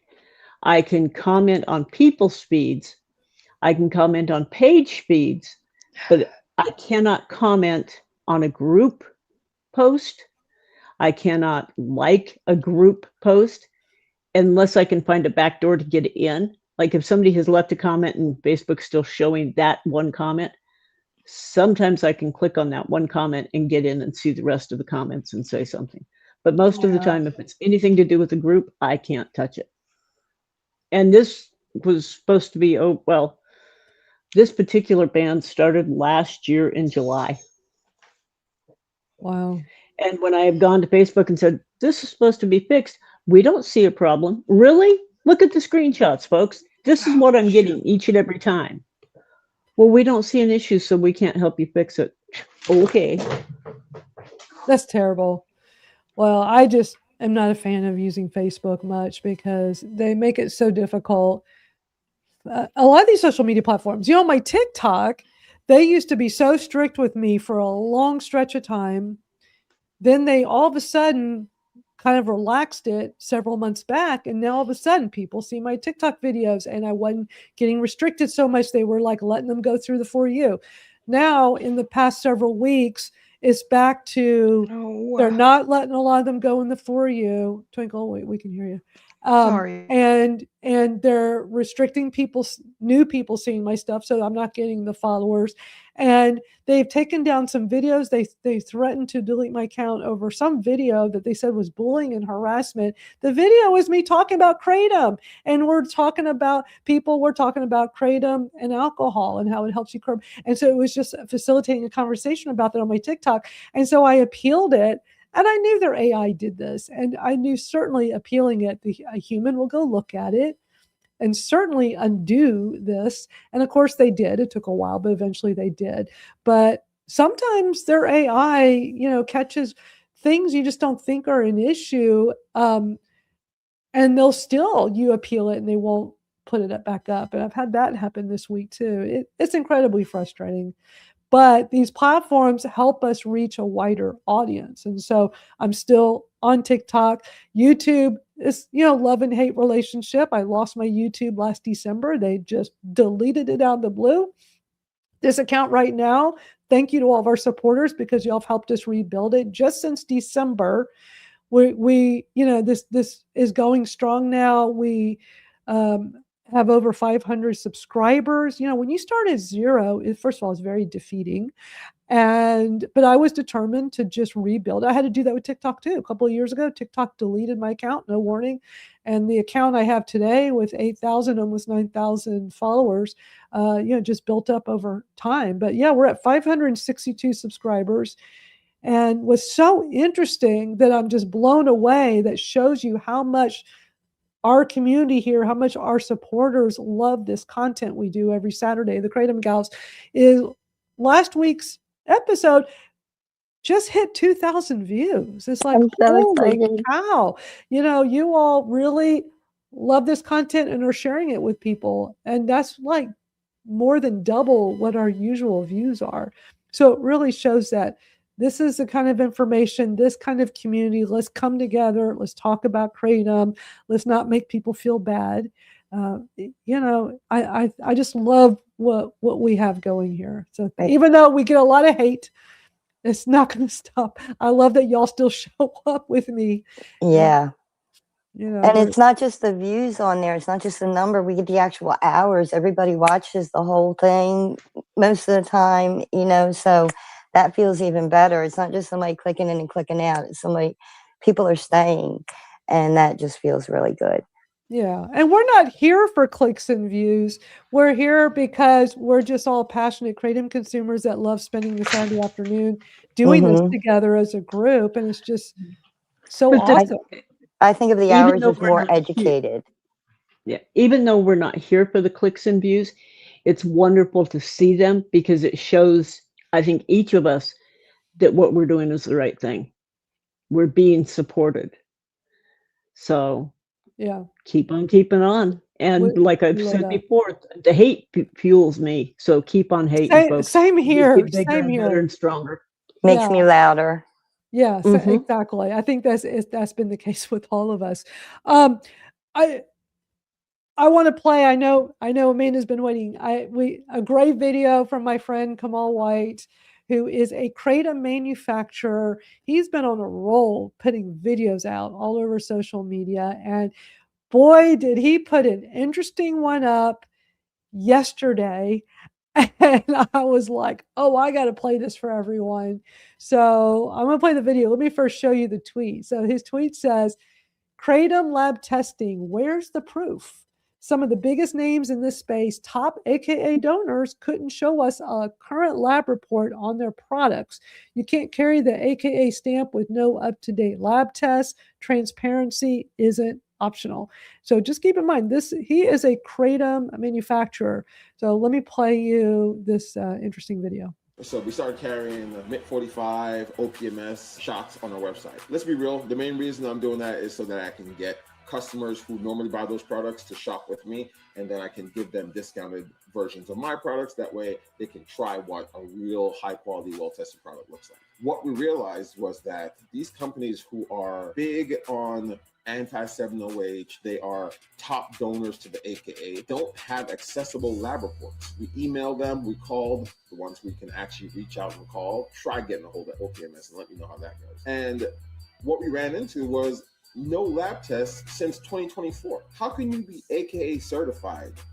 You have the stamp of approval, yet you don't have a lab test in the last year and a half, 2 years. I'm sorry, anything more than a year to me is ridiculous. And if you're going to be in that range, that's a whole different conversation. You cannot be a representative of the AKA and not have lab tests accessible for your products. So I would like to talk about what a good lab test looks like, but start off by having a lab test to begin with. You cannot be a big company and not afford to do lab tests. And if you can afford to do lab tests and you're not, then you're being negligent. There's no two ways about it.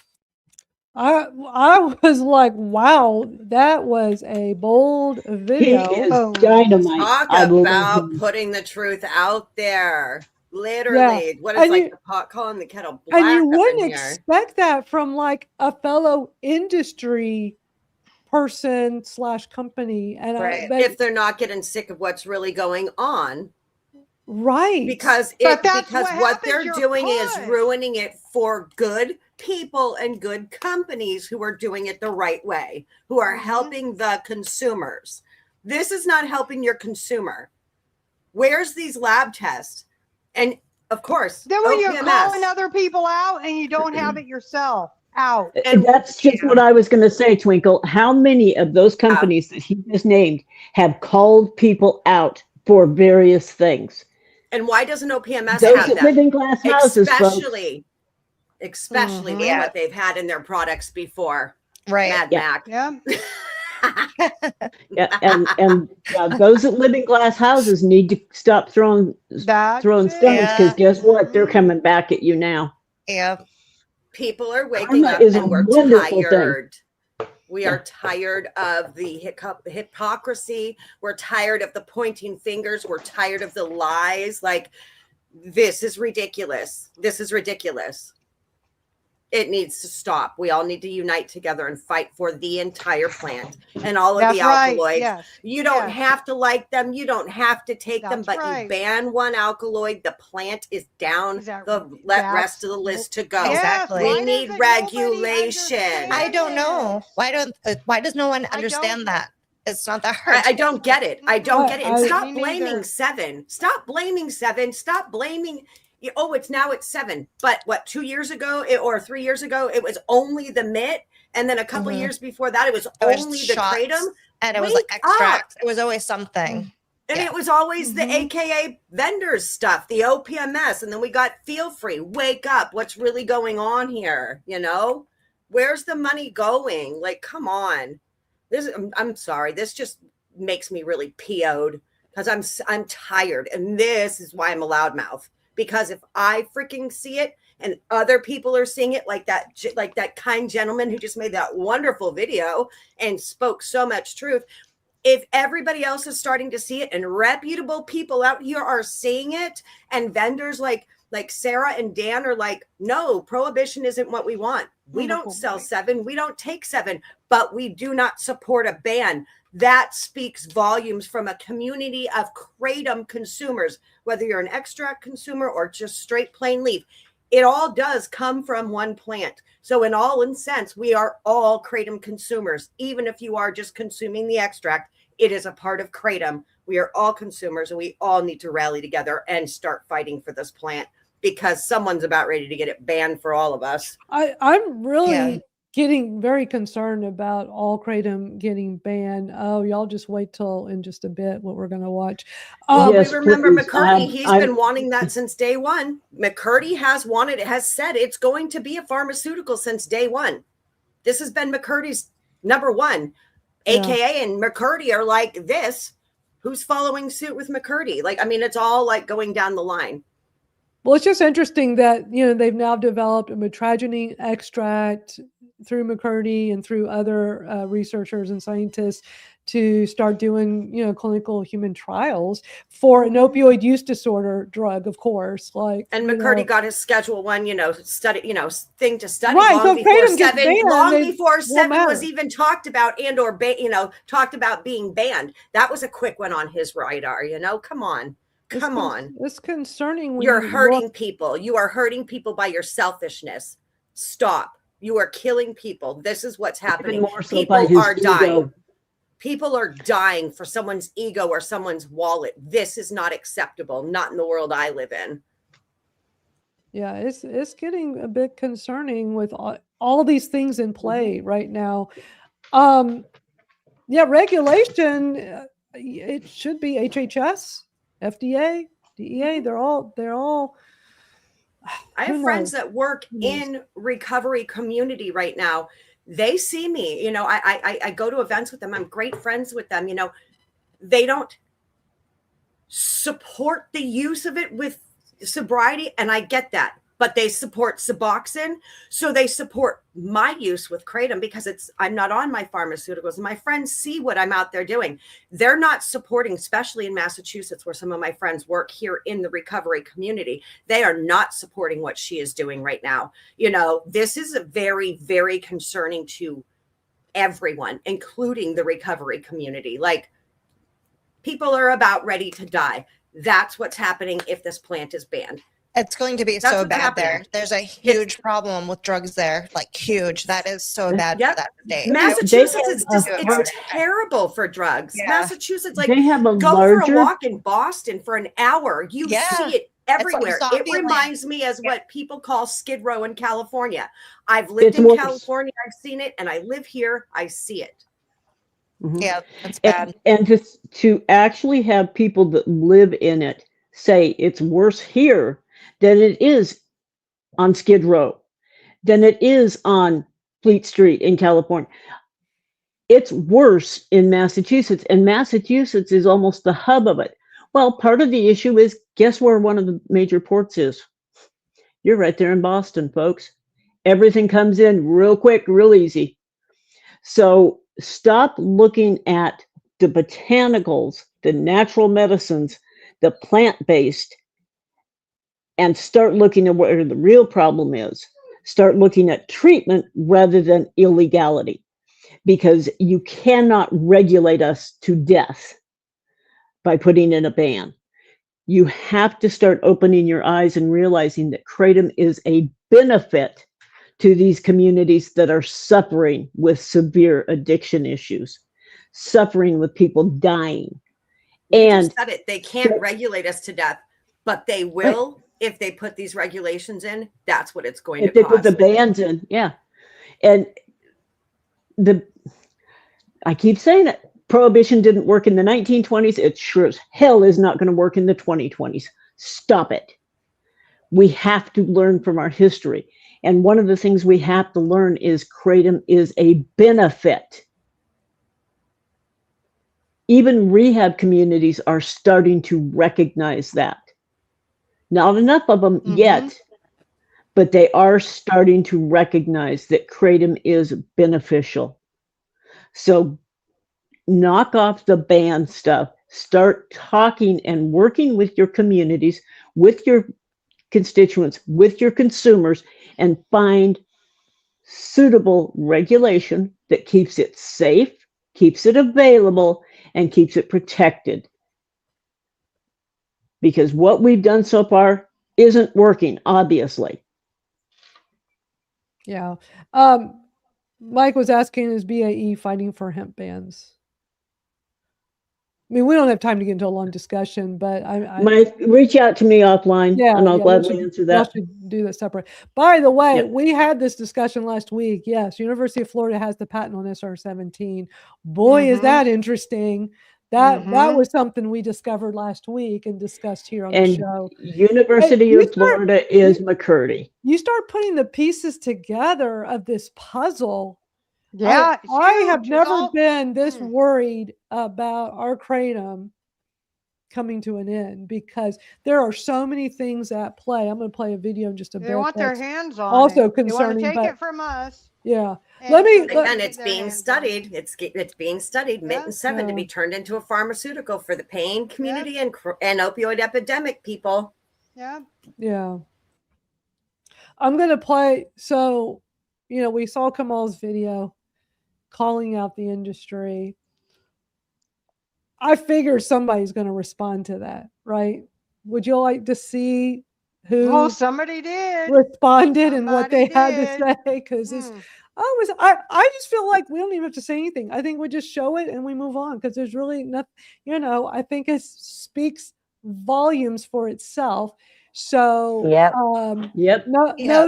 no surprise, Kamal's got a response to his video from Todd Underwood at Mitt Wellness saying, exactly who I said. It's time for you and I to have a live conversation on TikTok where we cover some of these issues and put your rhetoric to bed. So let me play you this short video. Grab something Mr. soft. White, Todd Underwood here. I just saw your latest video that you're putting on social media calling out the integrity of MIT 45 and OPMS and talking about why your products are high quality because you provide third-party lab results. And I've heard enough of your bullshit, and I'm going to call you out right here and right now. Name the time and place. I want to have a TikTok live video with you and me to talk about these issues publicly, and then let everybody ask the questions as they will and get to the bottom of what high quality products are. Please call me out, name the time and place.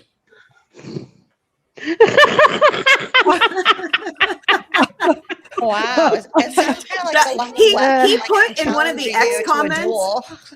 He had put in one of the X comments about the, you know, the OPMS testing for 70. He goes, oh, if we can see proof of it. Well, proof was shown, and then it was, oh, that was a misprint. That was a long time ago. So, you know, pay up, sucker. And you know, Kamal responded. He says, if anybody can produce to me, oh yeah, well, to that video. He responded. No, I'm saying I believe. I'll go look. Well, he said that if anybody can produce the COAs from prior to his video, please do so. And that was perfect, because he's saying, you know, like, don't come with them now. You show me where they were, you know, the minute before this, I put out this video, basically, because he says they didn't exist. So let's see what they do. Yeah, let's bring them out. Let's bring them out, because we can easily make those calls too to make sure they are legit for those labs. Right. So you produce 2024. Yeah. 2025. Absolutely. Because it's been since 2024 they had any labs and no one's been able to get them, but everybody trusts them because of, you know.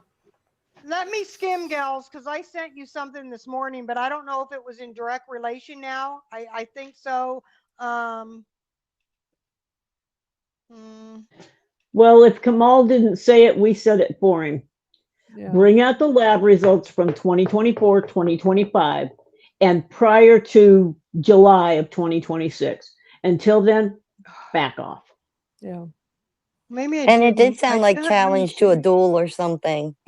Well, you know, the proof is Oh, in the what's pudding. up with all these live videos? Well, I mean, it's always everybody. I mean, It's always the ones that want to argue. It's always the ones that want to argue. We're like, let's go to a live video. It's like, come on, you know, go out there and do what you're supposed to be doing as a vendor who's supposed to be doing it properly. Like, yeah, I'll never support, and I never have. Yeah. I kind of miss the days when some of these guys were quiet. Remember the days with the Facebook group SR, how much hate these women had? Like, I was accused of being SR because after I got sick, when I first utilized an AKA vendor, and then I stopped, and then I came back, I started asking these vendors, I want a video.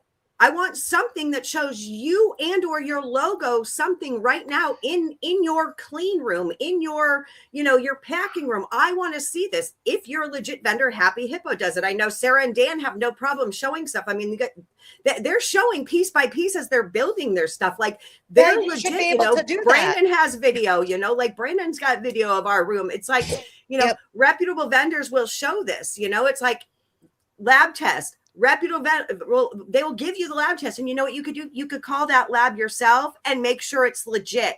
So when and if that video comes out or proof of labs come out, make the calls yourself and make sure that those were legit labs from 2025 from said vendors, you know, because I know I will. Yeah, definitely. Wow, we've been watching interesting things today. I saved a big one for last. It's long, but so I don't know if everybody is familiar with this, but you know, they've been trying to ban kratom in Georgia. You know, it keeps coming up in Georgia a lot, and it's great how some of the advocates, consumers that live in Georgia have been going to these and speaking out. And we've seen some of that in these hearings. Oh, go ahead, Robin. The restrictions that they want to try and put in place in Georgia, it's a ban without using the word ban. Exactly. Yeah, they got weird restrictions. So you have to be able to grow it yourself, right? In the U.S. Grown in the U.S. That's not really. Kratom, first off, kratom only grows in a very few small microclimates in the U.S. And very few, very few places. Volcanic soil, you know? And it takes 6 to 10 years to get a plant.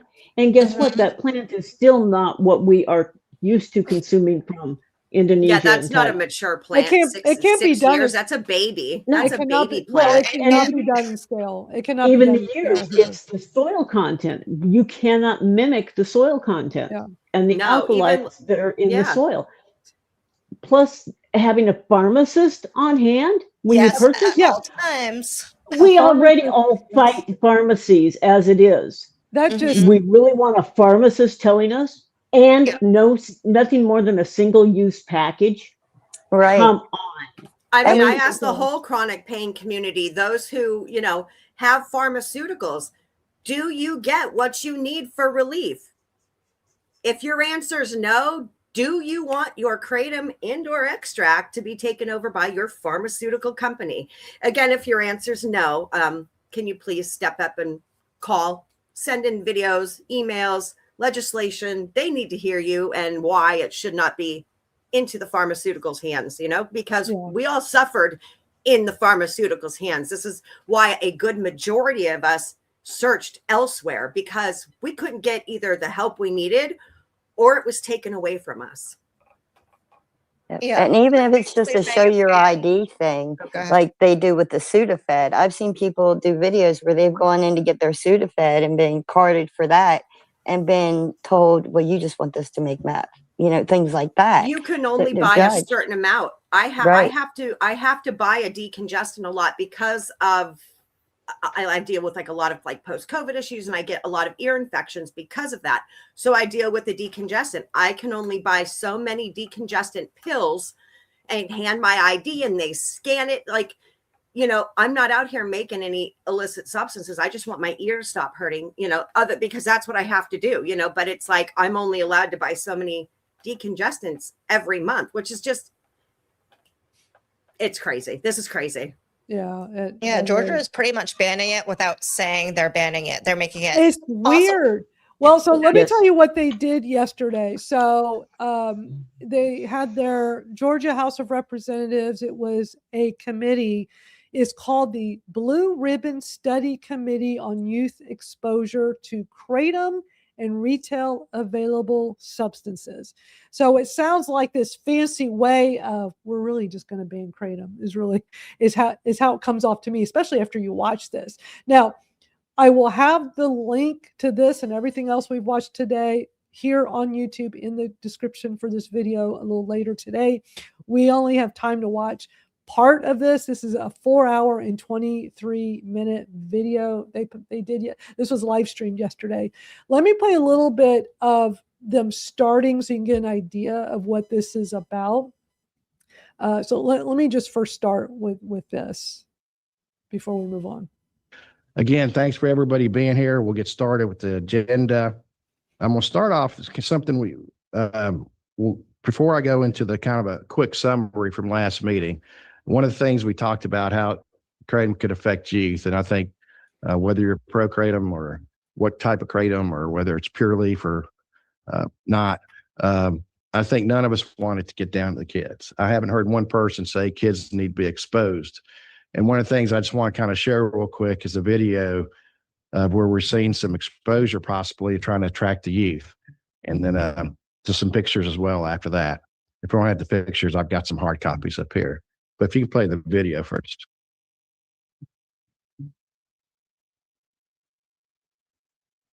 Step aside, let me through. Got a tray full of blue. Everybody want to sip of that mood. Mint wellness in my hand and I'm feeling brand new. Toss a can, watch it fly, see it land. Crowd vibe, now the party got a whole. So anyway, it's one of those things. That's good enough. Thanks. We'll have to decide whether we is that attracting youth and young people to kratom or other things, or is it not? That's one of the things we'll have to look at. So okay, so that kind of gets this whole thing started of this very long committee hearing both sides of kratom and stuff, but they start off, and that commercial they just played, that video, that was Todd's company, the Todd that, wants to have words with Kamal. So I thought that quite interesting how that happened.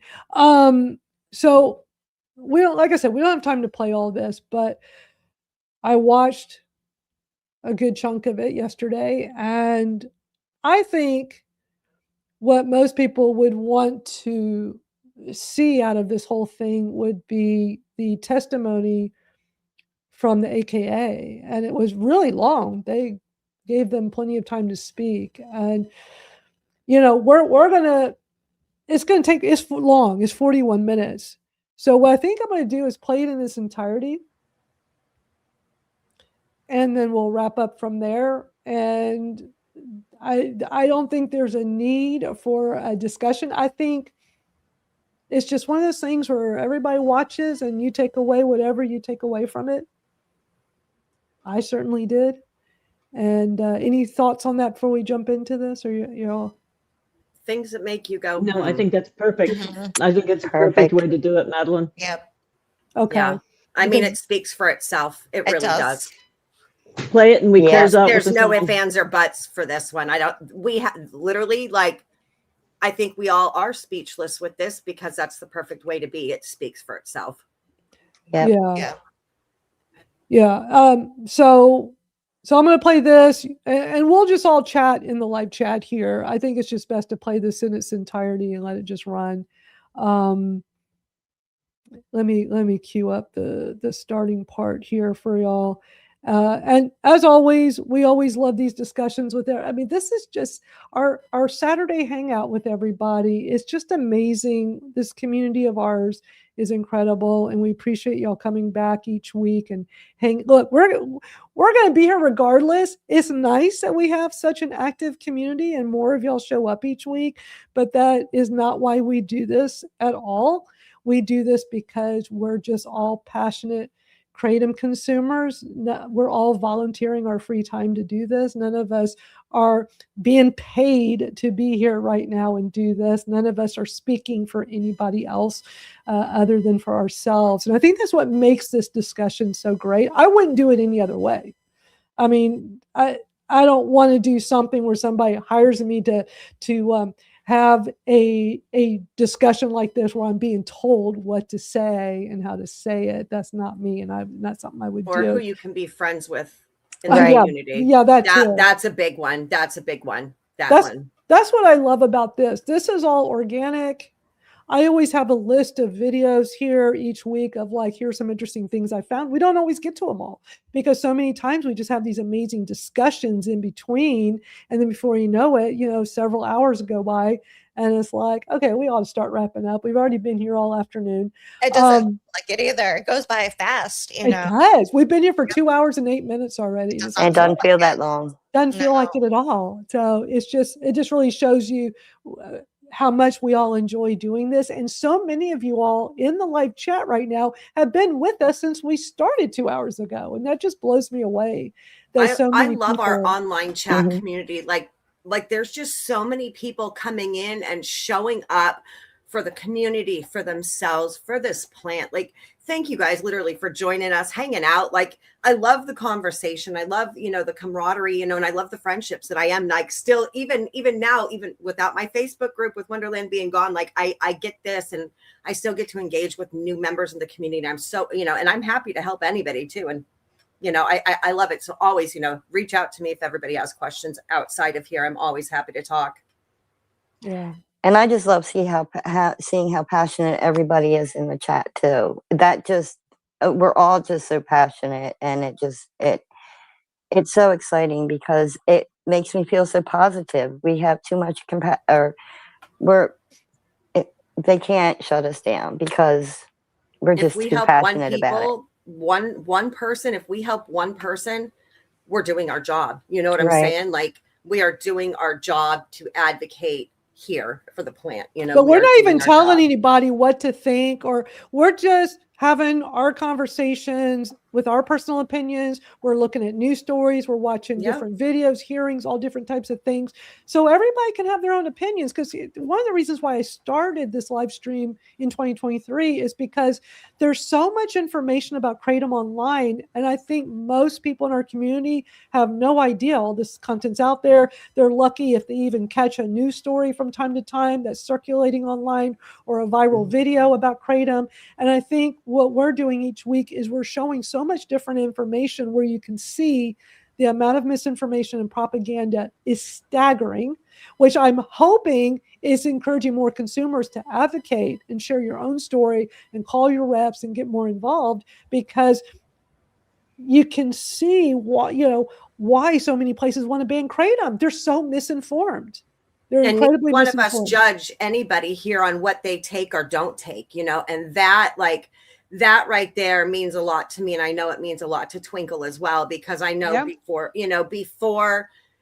this, it was very hard to speak on it. I mean, we were very shunned in a community that we were once very much accepted and loved in by very, very large shouldn't be that members way. of this community. And then the first clip that Madeline shared today, the man said, that Kratom doesn't make him a zombie. Well, Kratom doesn't, nor 7 makes me a zombie. But we're led to believe that one is worse than the other. It may come with more risks. That might be true, but not if we take it responsibly. There's not anything that's going to happen adverse, but it doesn't make me a zombie. We were led to believe like it was going to knock you off your butt. You weren't going to be able to do anything. You were going to, slouched over and just out. And it's just not true. Well, that was the impression I've been led to believe, and just going along with the herd. And not to say, like, I'm not a 7-OH advocate. I have learned through others. And Twinkle, you got vulnerable with us last year and started sharing more about your personal journey and how natural leaf Kratom is still something you consume, but you don't always get enough pain relief. And none of us are in your shoes. So I'm not going to ever judge anybody. Anybody suffering in pain, they're on their own journey. I certainly have my share of chronic pain that I'm very good at hiding. You have no idea. Like, I'm finally out of some crazy pain flare that I've been in for probably a month now. And we have to, because nobody really cares when we're nobody cares. Nobody cares, and they don't believe us anyway. Exactly. I've learned to hide it so well for 20 years. And we have a cold, or we have an injury or something. Life goes on. People care, but when you become chronic, nobody cares anymore. So no, they get sick and tired of hearing about the pain. Exactly. Yep. They get because we just stop asking them to go out. We stop, inviting them places. You know what? Because that's exactly it. That's what happened. They just got used to us laid up in bed. Oh, well, we're not even going to bother because that's where they're at. Yep. Right. Someone, I think it was somebody had said, bringing light to the darkness. That was a really, really, really, really, it was Kratom forever, bringing light to the darkness. That was a very beautiful comment. Yeah. And we're definitely a judgment-free zone. And absolutely. And I would have it no we other can way. do that. We can do that and be safe. Yes. That doesn't happen. So many of us come from a community way back when, where we were safe to speak to each other. We were safe to explore different avenues that might benefit us. And that was taken from us. So not only are we mourning the lives we once had, and the lack of understanding, compassion, empathy from those around us. Now we're mourning the fact that we can't even be real, be human, and be open with the community right. that we Yeah. helped build. Yeah.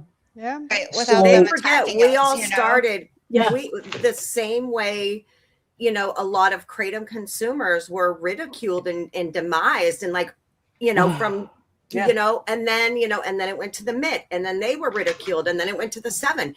It's just been a domino effect. Like, Mhm. you know, I would never sit there and like judge anybody, you know, like if they want to take a freaking Suboxone because that's what helps them. Who am I to judge, you know? I'm going to go what works for me. You know what Yes, I'm saying? This is what 100%. works for me. I'm not telling anyone to go out there and take it.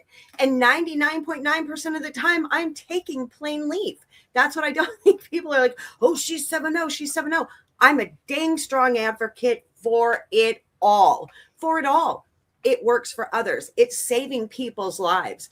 Who am I to take that away from them? If this is saving people's lives, why in the hell would I take it away from someone knowing that it's going to, one, either they're going to take their own lives or they're going to go find something out there Right. on the street that will Yep. take their lives. Like, why would I wish that upon anybody? And that's what's Exactly. being done with a lot of people who used to be united as one. You know, they're looking at it's like, oh, you know, they are wishing bad things on people. And I could never It's in a very like strange. never. It's very It's strange. it's and very ugly it's behavior. Well, it's and very it's telling behavior sickening. too. it's very Yeah. yeah, telling and It behavior. it's is. not telling. okay.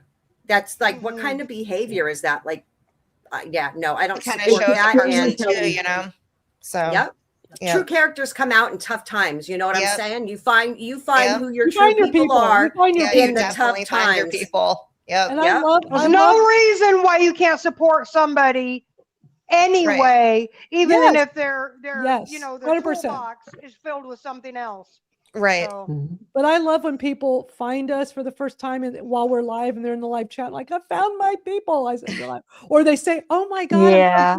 I'm so glad this popped in my feed. I say, you found your people. Yeah. So yeah, it's great. I love what we have here and I wouldn't change it for anything.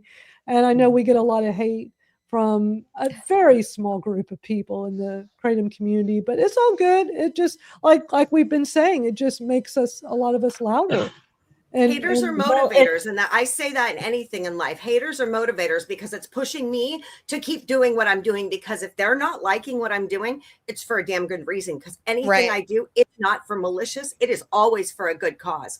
I fight for good causes outside of this industry as well. Like people don't even realize, you know, like I work in the sober community. I provide harm reductions to many music events, you know, so I'm not out here just, you know, I promote safe everywhere, you know, like I do harm reduction. So I am out here promoting wonderful things. I don't spread hate, you know, I'm out here spreading love because the world is filled with way too much hate. And I can't, you know, we need more love in this world. People need to just We be sure more do. compassionate. We sure I do. think all of us need to be very happy within ourselves because the voices that hate us are getting silenter. They're getting less. They're losing their voice because so many people are realizing we're not what the haters say we are. That we simply want the Yeah. freedom to choose for ourselves what we consume. We want to support anyone that is in need of an outside source of benefit. So keep hating me, folks, because you're, like we said at the top of the hour, you're just fueling us. So keep it coming. And keep in and mind, I very much ascribe to love God, love people. So I can still Yeah. love people that I don't agree with, or that, and vice versa, you know, but where I will not allow it to turn into bullying and the hate and so on. I can let the rest of it go. If I make a mistake, I can apologize. It's not beneath me to say, oops, missed that one, or I didn't understand fully, or anything. You know, I try to be always just be, well, it's me, but not to the point of letting other people attack or make fun of or Right. berate and belittle. That I won't tolerate. And just so people know that aren't familiar with all what we've been going through, this hate is coming from within the community. And it's been Yes. going on nonstop for 6 months. But anyway, I love it. Jen's in there. My girl here that she works in Massachusetts in the sober community, and she's here Nice. listening to us right now. Thank you, Jen. I love you, Hi, hon. Jen. I love you. Thanks for joining us. Yeah, she's a great voice. She Yeah. works with me in the harm reduction. She works with me in harm reduction. So awesome. clearly she sees me out there living my best life, sober, Right. and with all my faculties. And this is someone who works with the sober community. This is her job. That's awesome. I Well, love Jen, you. Glad I you're love here with you. us, Jen. So I'm going to play this. Twinkle, can you mute? We hear you're snacking. So I'm going to play this 41 minutes in its entirety of AKA testimony. Let me say one thing though, because we're going to wrap up because we've already, like I said, we've already been here for 2 hours and 20 minutes. Interesting that I remember hearing something in advance that like, oh, advocates can't come and speak at this committee meeting hearing thing in Georgia, this is in the middle of it with this testimony we're going to see. But two pro Kratom, advocates, consumers got up and spoke at the end, and they let them come speak. And I was under the impression none were allowed to go to this committee hearing and speak out for Kratom. You had to be invited. But that's why I'm saying we're only going to watch this Doesn't one surprise part. me. We're going to watch this one long part, one testimony. But like I said, I'll have the link to this and all the other videos we watched today in the YouTube description here. Just give me a little time later today and I'll get it in here. Just check back tonight or tomorrow. Just like if you, because I definitely recommend watching more of this. It's long. This Blue Ribbon Study Committee on Youth Exposure to Kratom is 4 hours and 23 minutes long. You certainly don't need to go watch it all unless you want to. But some of these are real interesting. Just put on your headphones and listen while you're out doing stuff. But I was shocked to see that they were gladly letting anybody there come speak that wanted to speak. And two pro Kratom people got up and gave their testimony. So, which was great. But I also know the person in charge of this committee is very anti-Kratom. So keep that in mind as well. Very much anti-Kratom. All right. So we'll just watch this. So everybody will just stay muted and we can just chat in the live chat if we all have any thoughts, but we'll come back on afterwards. And, I think for anybody that hadn't seen this, this is worth a watch. And Mac Addow is a senior fellow of public policy, American Kratom Association.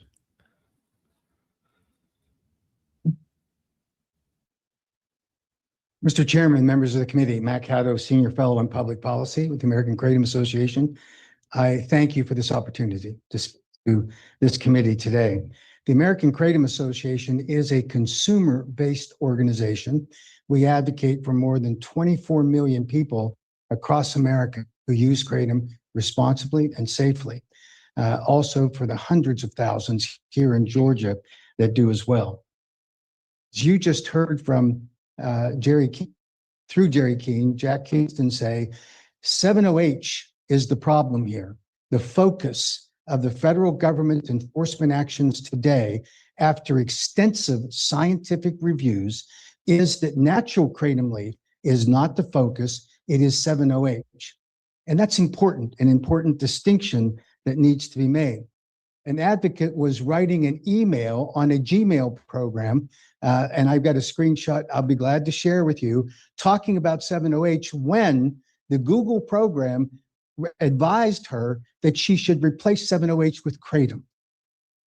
That is the problem that we're facing here, because it is too easy for people to think that they are taking natural Kratom leaf products when they're actually taking 7-hydroxymetrogenine, which is a chemically manipulated and deliberately engineered opioid, masquerading as Kratom, introduced into the marketplace as a Kratom product.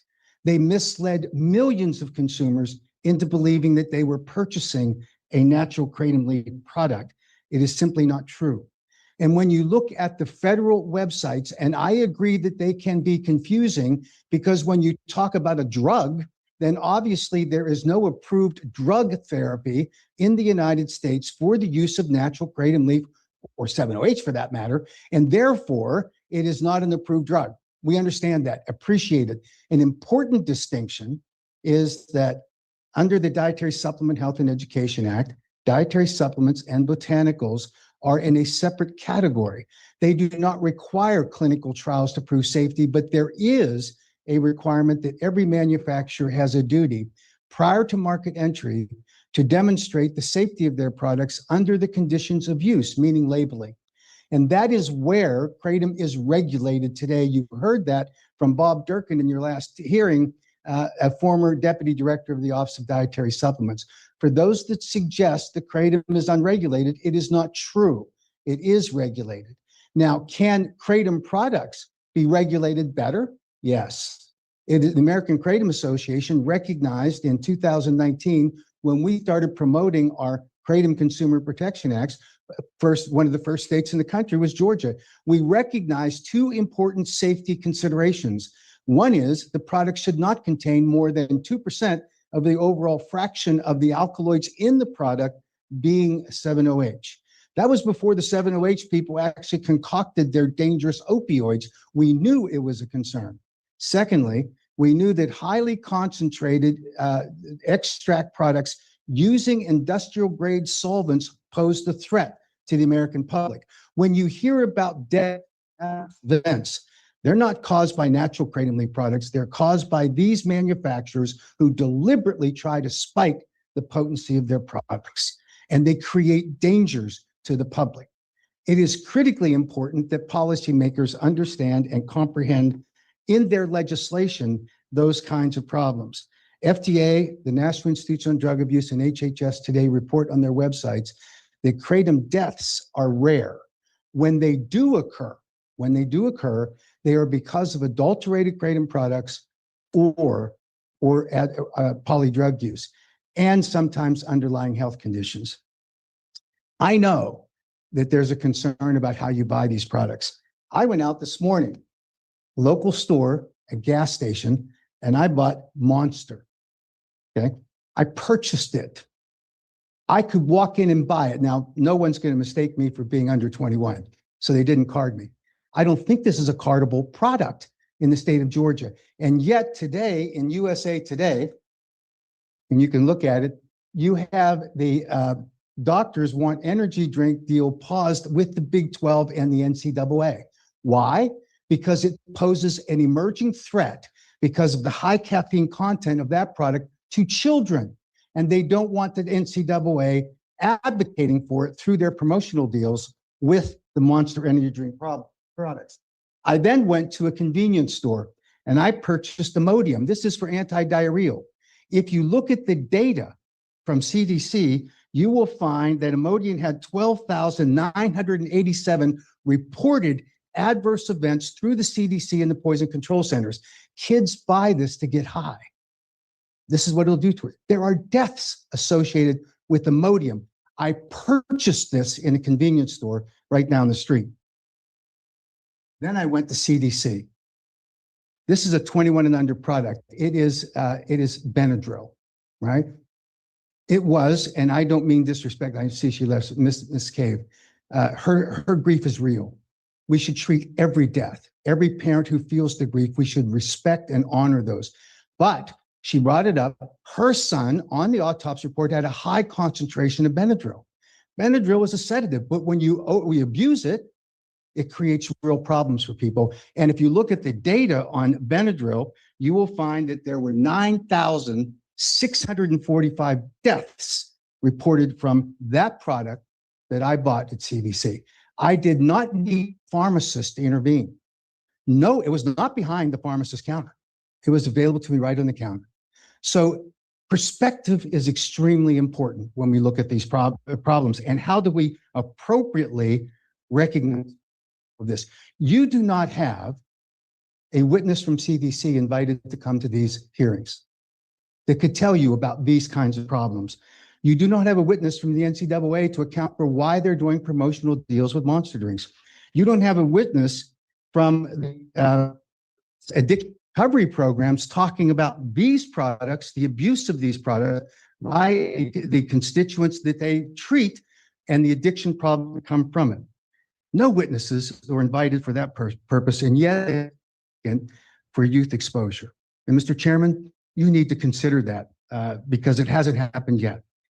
With respect to joint consumers, in the last hearing, there were more than 24 who were there, signed up. They wanted to speak. They were pro-Kratom. They didn't because the agenda was so stacked that they didn't have time. Understood that. They weren't invited to this hearing. The names were recorded. They registered, and the chairman chose not to invite them to come and speak. Yet he invited people that he identified as anti-Kratom to speak, gave speaking slots. I respect that. Every voice should be heard. But we didn't get to hear from the pro-Kratom people. And in my opinion, Mr. Chairman, it's an abuse of your authority as chair to not at least balance the presentation, because each of these members of this committee and the legislature that will read the report from it deserves to have both sides. No invitation was made.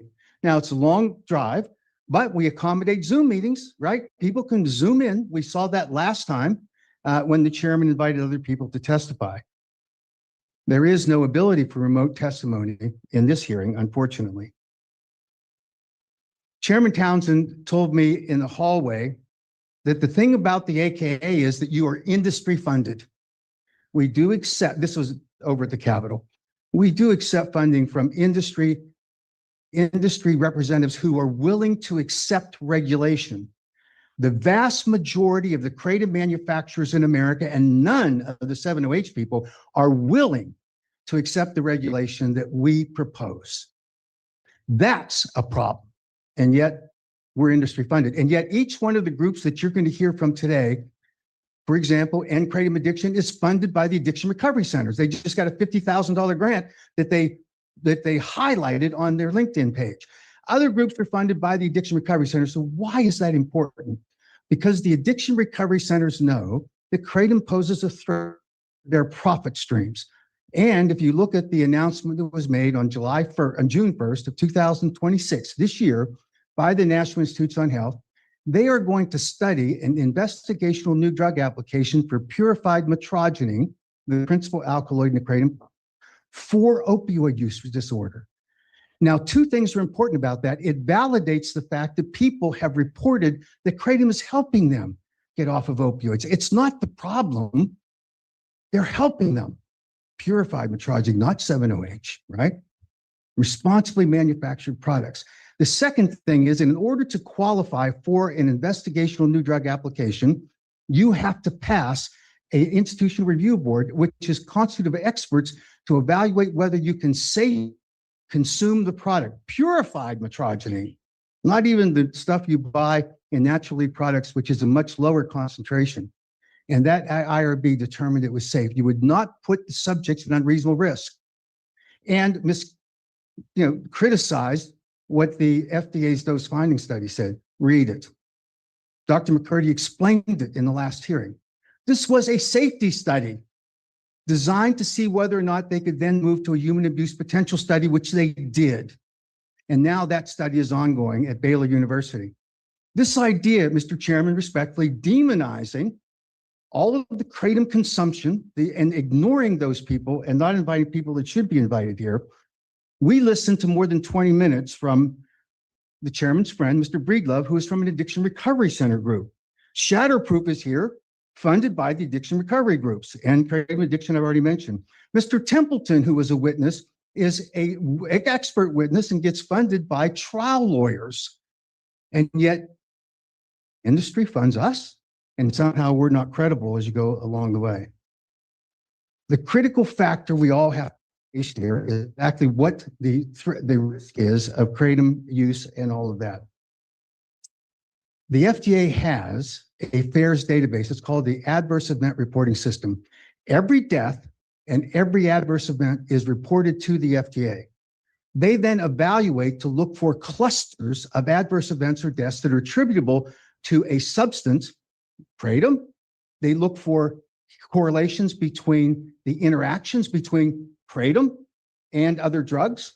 And their responsibility is, and they do it, by the way, they issue black box warnings when they demonstrate a safety profile for a prescription manufacturer to say, do not prescribe this particular drug if your patient is using kratom. They can require black box warnings on. They haven't done so. They've studied it, evaluated. Go to the FDA and Kratom webpage and go to the FDA and 7OH webpage and look at the scientific evidence that the FDA has generated, which contradicts, Mr. Chairman, your thesis that kratom should be banned. Naturally, kratom is not the focus of the FDA, not the focus of HHS, not the focus of DEA. And yet, Mr. Chairman, respectfully, that has been your crusade over the last 3 legislative sessions to ban kratom. And we don't hear this other point of view. And this committee, where you've determined where all the witnesses are, all virtually are overwhelmed with anti-kratom advocates, and you don't listen to the other side. You did not extend an invitation, Mr. Chairman. Yeah, Dr. Mr. Haddow, Eustace. Mr. Haddow, thank you. You can keep tirading if you want, but right now you kind of repeated yourself. So if you'd like to finish your comments, I'd be glad to ask you a couple of questions. The committee would too. Would you like to finish any other comment? We would. Please go ahead. And your characterization of my being on a tirade, I did not hear you say it of your friend, Mr. Breedlove, when he went on a rant. You didn't say, call his a tirade. You applauded it. Frankly, Mr. Chairman, I think that's offensive, but I'll conclude. Thank you, Mr. Haddow. You did not invite Dr. Marilyn Eustace, who testified during the legislative hearing, who is an world-renowned forensic toxicologist who explained the issues about tox reports. You did not invite to this hearing Dr. Jack Henningfield, who a former NIDA scientist who's done kratom research across the board. You didn't invite Laura Romney of the International Plant and Herbal Alliance, who's a kratom advocate, Dr. Heidi Sikora. No invitations were extended to them. And I'll conclude with this: enforcement. Enforcement is important. Georgia's enforcement is terrible. We agree. We advocated to include in the bill, which, Mr. Chairman, respectfully, you rejected, that there should be, for each kratom product placed into commerce in Georgia, the manufacturer had to provide a certificate of analysis from an independent firm, lab, documenting that that product was compliant with Georgia law. We required and advocated for labeling that's consistent with FDA requirements for dietary supplements and botanical supplements. We wanted to add money to have a web page so every retailer would know what the approved products were and that every consumer could go on and see what they were. You rejected that, Mr. Chairman. We wanted to provide the money through a tax, an excise tax on kratom products to fund enforcement. And Mr. Chairman, you rejected it. So I'll conclude with this final thing. Yeah, Mr. Chairman, Mr. Chairman, if I could. What's that? We are filing a complaint with the speaker, which I'll give you each member a copy of, because of the unfairness of how this has come. We do this with great regret. We want there to be a fair hearing because these members of this committee and the entire legislature should see a balanced perspective. This has been unfair. It's been biased. It's been completely for those kratom consumers who wanted to speak and couldn't, you didn't invite. We think that that's unfair. So with respect, I'll circulate to all the committee members. I'll hand up the complaint, but we're planning on filing with the speaker today. Thank you very much. I'm glad to take any questions. Yes, thank you, Mr. Haddow. And just a couple of remarks and committee bills, the roster, they've given suggested names. I've had lobbyists such as your lobbyist from the AKA. I have other lobbyists that represent kratom that got witnesses on the last agenda as well, the researchers, as you know. So I'll disagree with you on that part. Mr. Chairman, those are not our researchers. Mr. These are people that are funded by the federal government. Mr. Haddow. And then a couple of questions too regarding the earlier video you saw. How does that, I know that's one of the AKA companies, does that represent how you feel about, is that targeting youth? Was that not a targeting video or how was that? I'm asking about the video, Mr. Haddon. Yes. With the American Kratom Association, as you know, Mr. Chairman, which you've ignored, we've advocated for more regulations on the advertising and product formulations. I don't like some of those products, but take a look. What you didn't show, Mr. Chairman, you have the pictures of the 7-OH products, which appeal to children, dozens of them. You won't show those because, again, you want this to be I about think natural this is trade. where we've talked before. We have an agreement about 7-OH, that's for sure. But you But won't show also, those products that Mr. are Haddon, appealing to children. The meeting at special Yes. session, some of those packagings. Yes. Okay, let's move on. Yes. I mean, We're gonna move. talking about the exposure of Kratom to young adults. I agree. Okay, let's focus on that. We've seen the packaging that you have talked about. It was in the meeting in a lab. So let's focus on what we're talking about here and not, Amen. you're continuing to attack the chairman. Let's talk Amen. about the exposure of Kratom. You can deal with your opinion of the chairman at some of the point, but we're here to talk about subject matter. And yet you've yet to say a whole lot about it. So let's focus on this and you can take up the other issues at some other time. Representative Meeks, respectfully, I understand. Mr. Haddon. So I was going to answer, I was answering Representative Meeks if I could. I know you don't want me to speak. Mr. Haddon, you're allowed. Representative Meeks, I agree with you. Now, I submitted a PowerPoint and I will submit additional information that documents the science. We believe in the science. We think science should dictate public policy. We have advocated for that. We encouraged the chairman to allow some respected scientists funded over $100 million in NIDA funding went to the university. Well, most of that went to the University of Florida. They're engaged in this new study. We want science to dictate this, but we're not getting the voices aren't being heard. That's the only reason that we think this is unfair. That's all. We want you to have all this information as well. Okay, thank you, Mr. Haddon. That's where we agree to disagree on that point about the voices being heard. I believe they have been heard and they'll be heard in the future. So anyway, appreciate your testimony. If you do look at, if we have other questions, but one of the things I do want to ask you too, besides that, is we keep going around two other topics. One, last time I checked, I'm quoting FDA now, consistent with FDA's practice with unapproved substances until the agency scientists can evaluate the safety effectiveness of kratom or components in the treatment of any medical conditions. FDA will continue to warn the public against the use of kratom for medical treatment. The agency will also continue to monitor emerging data trends to better understand the substance and its components. Kratom is not appropriate for use as a dietary supplement. I think we've heard that name quite a bit today. FDA has concluded from available information, including scientific data, that kratom is a new dietary ingredient for which there is inadequate information to provide reasonable assurance that such ingredient does not present a significant or an unreasonable risk of illness or injury, and therefore dietary supplements that are contain kratom are adulterated under section 402F ... So anyway, that's in response to a little bit earlier. So there is a concern about that if some marketers are trying to say they're a dietary supplement or a food product. In the same way, can I answer that? Reporting, you mentioned it earlier in the presentation. So I'm just responding to what you said. No, but I want to clarify what you said because it's incorrect. Where we have additional questions. Questions regarding getting in the country legally. I know there's red flags from customs. We've heard that testimony before. We've seen it in here, got documentation of it.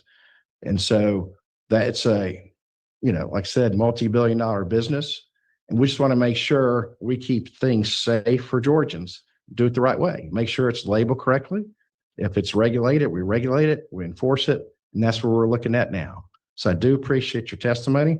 And can I respond, Mr. Chairman? I can respond to the FDA issue about dietary ingredients and supplements. I can respond to the import alert. Well, I was responding to your earlier comments. Well, no, I didn't say anything about import alerts, Mr. Chairman, respectfully, and I can answer I'm the asking FDA other issue. committee members at this time. You're not going to let me answer that. I have a question. Representative Corbett. Thank you, Mr. Chairman. Not sure I've ever seen a situation just like this where somebody's attacking the integrity of the chairman of the committee. So not sure that's a good strategy, but back to what we're talking about, we talked about it being regulated, kratom being highly regulated, but the enforcement part of it is not happening. How do we do the enforcement? What, in your opinion, to address the enforcement issue, what do we do? So thank you for the question. What we recommend is that, as I mentioned, every product's registered with an independent lab certified certificate of analysis, compliant with the product. that you have a web page that's published by the state showing every compliant product. So a retailer knows that if they're selling a product that's not on that list, that they're going to be subject to penalties and fines. They should be. And it allows every consumer to know what the products are. So we think that's important, and fund the, the actual enforcement inspectors so that you can go out to the stores. And in the last hearing in the Senate, when we talked about enforcement, Senator Glass, I think it was, had asked the chairman, what is the enforcement mechanism? And he couldn't answer. And it was Matt Weatherington who came to the table with him and whispered, it's local law enforcement. They can't do it. They're not doing it. They're not in, they can't. How could they possibly know? And if we don't enforce, it doesn't matter what law we pass. Right. I agree. And that's why in October, we're getting fiscal notice from Department of Revenue and the Department of Ag about enforcement. That's why in the one bill you mentioned last year, the past 2 years that were in the House, didn't get across the schedule because Ag didn't have a plan or the money flow for that. So that's a good point. But that's where we followed up between the Ag and Department of Revenue. If we do keep it on the shelves, how they could enforce it and how much would it cost. I think we had a question online as well. Yeah, thank you, Mr. Chairman. Thank you for your testimony. I think I have 3 questions, if you'll indulge me. They're all yes or no questions, so I think it should be actually pretty fast to get through. The first one, just harkening back to something the chairman brought up, yes or no question. Is Kratom FDA approved for any medical indication or health use? Yes. It is not. I can explain. You're saying that Kratom is FDA approved for any clinical indication or health use? For the health use, yes. That's not what the FDA says. That's not correct. Under the respectfully, Representative, under the Dietary Supplement Health and Health Education Act, there is a process where a Kratom manufacturer can submit to the FDA a new dietary ingredient notification. There have been many companies that have done that. It requires the FDA then to evaluate the safety data provided by the manufacturer, and then the FDA can object, and then they resolve it. Then at the conclusion of that process, and there have been many companies who have gone through that process, entered the marketplace, the burden is on the FDA to take them off the market if they think they're unsafe. They haven't done so. So it's just as noted, Kratom is not currently FDA approved for any health indication or medical use. That's not true. Here's the second yes or no question. I think we can generally agree on this committee and pretty much overall that synthetic extracts of Kratom, including 7-hydroxymetragenine, should be more regulated because of their higher potency.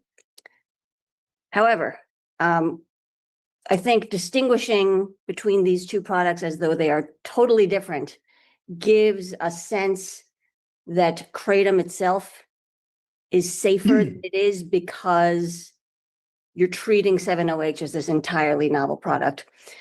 So the question is, are 7-OH and metragenine metabolites of Kratom? No. They're not. No, Wow. and I can explain. You must have a different fact pattern than. Representative, respectfully, the 7-OH does not occur in the natural plant. It is a metabolite, but metragenine is an inherent alkaloid among 50 plus alkaloids that Dr. McCurdy describes as a symphony of how they work together. 7-OH occurs after harvesting in the catalyzing during the drying process. And it occurs as the FDA described it and as the HHS secretary described it and the DA administrator in trace amounts. It's only when it is chemically manipulated that it becomes an opioid because they flip the content of 7-OH to being the majority of the product. During Prohibition days, we wouldn't call corn moonshine. You cannot call metragenine 7-OH. They are not the same. They occur only in trace amounts. And when it's processed in the liver, as was described to the committee in the last meeting by the Emory professor, it occurs at such a low level, the blood plasma never get to the 7-OH levels that are in these 7-OH products. That's the problem. So as noted, 7-OH as sold is a synthetic extract from the kratom leaf that is more concentrated. However, what it means when you say something is a metabolite is that when it is converted in the human body, as in when you take kratom, that's what metabolite means. And also just to clarify that 7-OH, though we use it sort of casually, what that stands for is 7-hydroxymetragenine. So Correct, but that's a chemical reformulation, Representative. That is not in the trace amounts that occurs. A It is metabolite deliberately engineered to be an opioid. A metabolite means that is what the human body converts it to. So do these metabolites have action at the opioid receptor? They do. As you heard Dr. McCurdy explain, that the difference between the natural plant, which has trace levels, amounts of 7-OH, when they hit the mu opioid receptor, metrogenine actually moderates the activity and competes with 7-OH. And that's why it has the partial agonist effect that goes to the sector of the brain that improves your mood, gives you a little pain relief, not to the euphoric high. 7-OH, when it's the dominant product, competes at the mu opioid receptor, it overwhelms metrogenine, goes to the euphoric high center, puts you at risk for respiratory depression. So given that 7-hydroxymetragenine and metragenine are metabolites of kratom, and they have action at the opioid receptor, do you think, this is a yes or no question, do you think that substances that have action at the opioid receptor, AKA opiates, should be sold over the counter and at gas stations? Trick question, no, emphatically Not a trick question. no. It's a trick question, respectfully, because natural kratom products at the levels at which metrogenine and 7-OH occur, and you can look at the FDA data on the FDA and 7-OH website, shows they are dramatically, chemically, deliberately engineered opioids, which the 7-OH is, where metrogenine is not classified as an opioid. Many things have activity at the mu opioid receptors, as you know. They are not full-blown opioids. And that's the chemically engineering done by the 7-OH manufacturers makes them into full-blown opioids. They are synthetic, chemically manipulated products. Just to be clear, the definition of an opioid is something that acts at the opioid receptor. That is literally the definition of what opioid is. It does not Respectfully disagree, Representative. There is no way that the FDA calls kratom an opioid or scientists call it an opioid, the metrogenine. They don't do that. And this is an absurd example, but cheese operates at the opioid receptor level because of the content of cheese. It is why pizza is the most popular food in America, because it stimulates people because of activity at the mu opioid receptors. We do not call cheese an opioid. We'll leave it here. Appreciate your interesting fact pattern. Appreciate you. Thank you, Representative Al. Any other questions from the committee? Yeah, I have one. Do you take kratom? I do. 10 years. Okay. The question that I want to say to everybody is, or the point that I want to make is that kratom is effectively not legal to be imported in the United States for human consumption. That's what it says. I agree. That's what we were testified about. So why are we sitting here going around slinging all this stuff when it's supposed to be illegal? If it's illegal, it's illegal, and we should enforce it. So that's my point to it. And there are a lot of people that have been hurt by this stuff. You show those products over there. We all use some of the, I've never had a monster drink. I don't need a monster drink. But you know, a cause of death can be caused by obesity. There's a lot of different things that can be done to cause you to die. But we have a situation here with this kratom that it's taking over some young folks, and it's taking over people vulnerable that don't know. Now, I'm one of these skeptics. I'm old, you can tell. I'm probably older than you are, but I don't like medicine at all.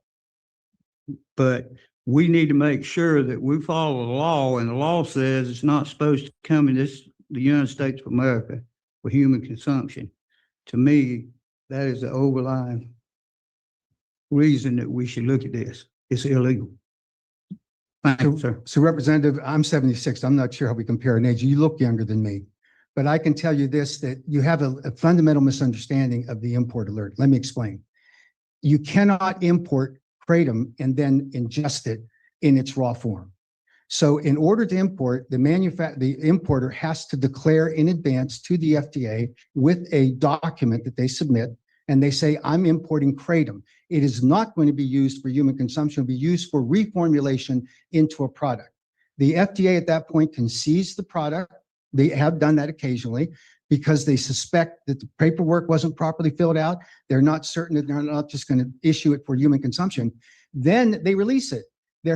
This is done commonly. The reason there are 24 million Americans using kratom today is because kratom is coming in legally when they follow the proper procedures and paperwork. And trust me, if the FDA did as you're suggesting, they would stop up at the border. It all comes in, with the exception of a little bit from Hawaii and a little bit from Florida.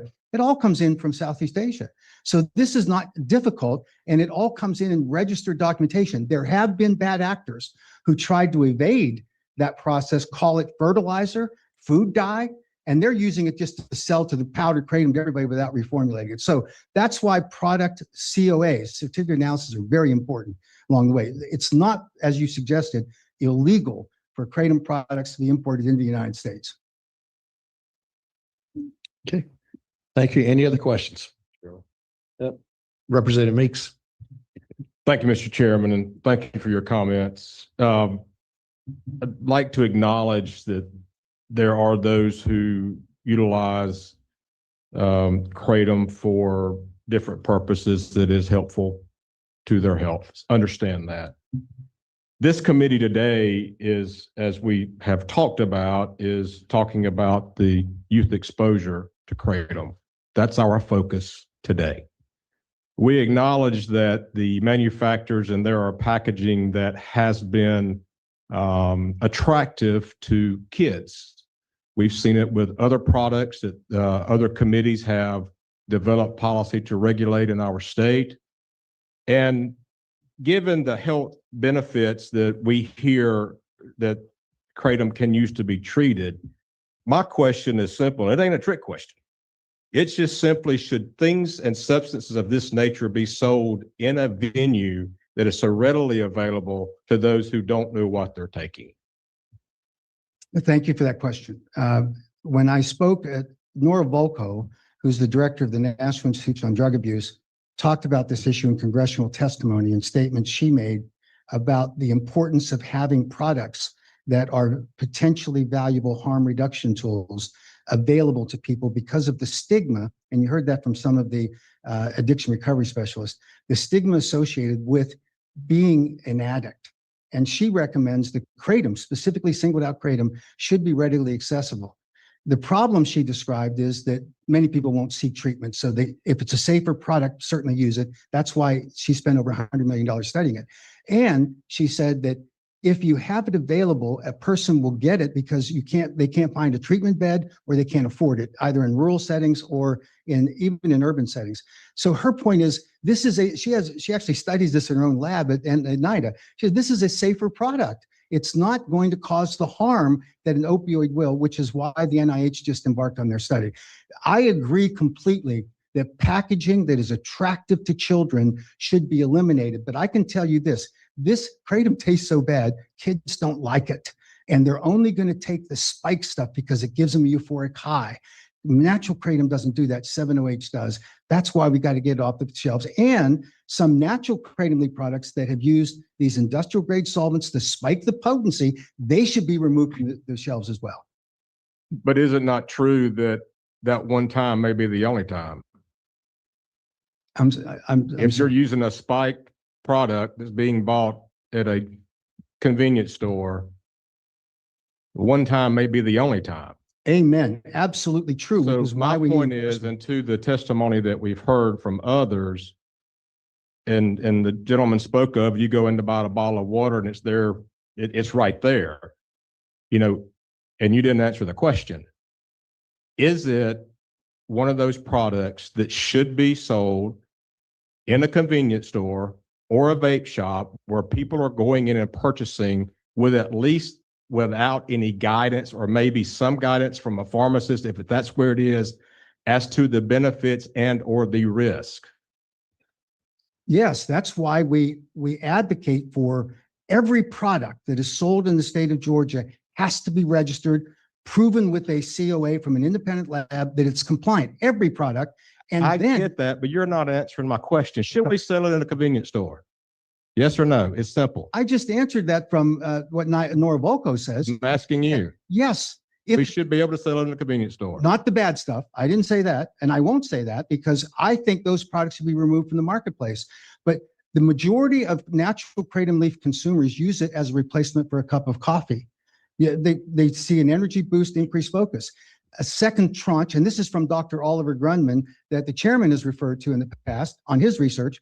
The second bucket of people use it to improve their mood and fight off feelings of anxiety, all serving size dependent. And then that third group, which are the people that are treating acute and chronic pain, that's me. And then a subset of that group are trying to get off opioids. That's not me. But they find success with it. So is the product dangerous? That's the critical part. 7-OH is dangerous. Spiked kratom products that use industrial grade solvents are dangerous. Let's get them off the marketplace. Should you be able to buy kratom in a convenience store? Absolutely. Thank you for your comments. Thank you, Mr. Chairman. Thank you. Representative Ridley. I guess, first of all, like being sold in a gas station, I think is not the right argument because we buy alcohol and tobacco in a gas station, which the FDA says there's no known health benefit to, and any kid can walk in and see the tobacco and alcohol. So I disagree with that argument. But the one thing that I was on the medical marijuana study committee last year, and the one thing they complained about was just like you, it's the lack of access to be able to testify. But when the lobbyists did testify and took the time like you are right now, they had 3 or 4 advocates with them and split their time with them on why this was beneficial. They drug up the crying child who no longer had seizures. And you're relying purely on public testimony. So why aren't you bringing your own people using your time to tell their stories and we're relying only on the public comment? Yeah, fair. I didn't think about doing that. I heard the complaints of the 24 that were at the last hearing. They said that it's a I don't know if this is true. They said it's a 3 to 3.5 hour drive, depending on this, whether you follow speed limit or not, to come over here with not knowing whether they would be able to testify. And when I looked at the agenda, I abandoned the scientific discussion. I'm going to submit that. I did submit the PowerPoint, but this was so, I'm sorry, stacked. And you look at everybody's anti-kratom, and you have this island there, me, and so I'm obviously responding, and I think it's a good. I think I'm sorry. Wait a second, guys. There are some. If I can, excuse me, Mr. Haddow, if I can take over from here, Representative, if I can add to that comment you just made, just for point of reference, since you mentioned it. First meeting, I think Mr. Keenan will agree. The people he's asked to testify, I have let them testify. Or in the future. Another kratom lobbyist had the Amir researcher last time testify. We've got another one who wanted one testify in Athens or Bremen. They'll be testifying.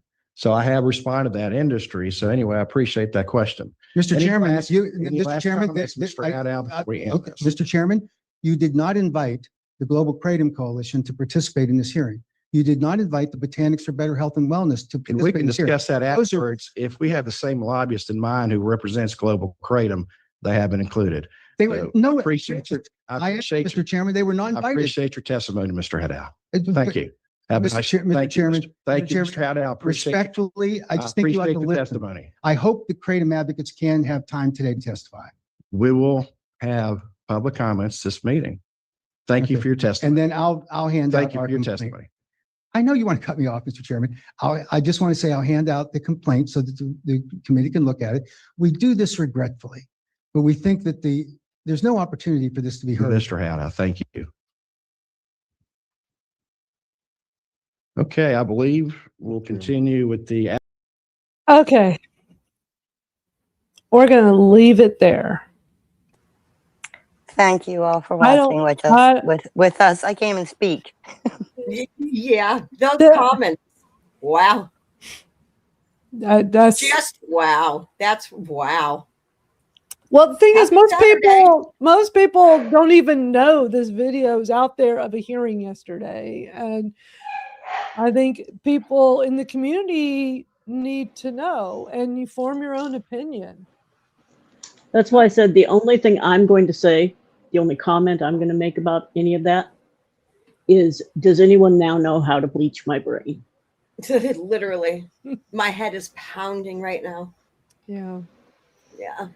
But we've been here for 3 hours, 3 hours and 3 minutes, and always a great show here with everybody hanging out, Fantastic. having conversation. Y'all were. Oh, we need a word of the day. Oh, yes, I yeah. did put in my contact for Facebook and X for those who need to get in touch with me from Massachusetts.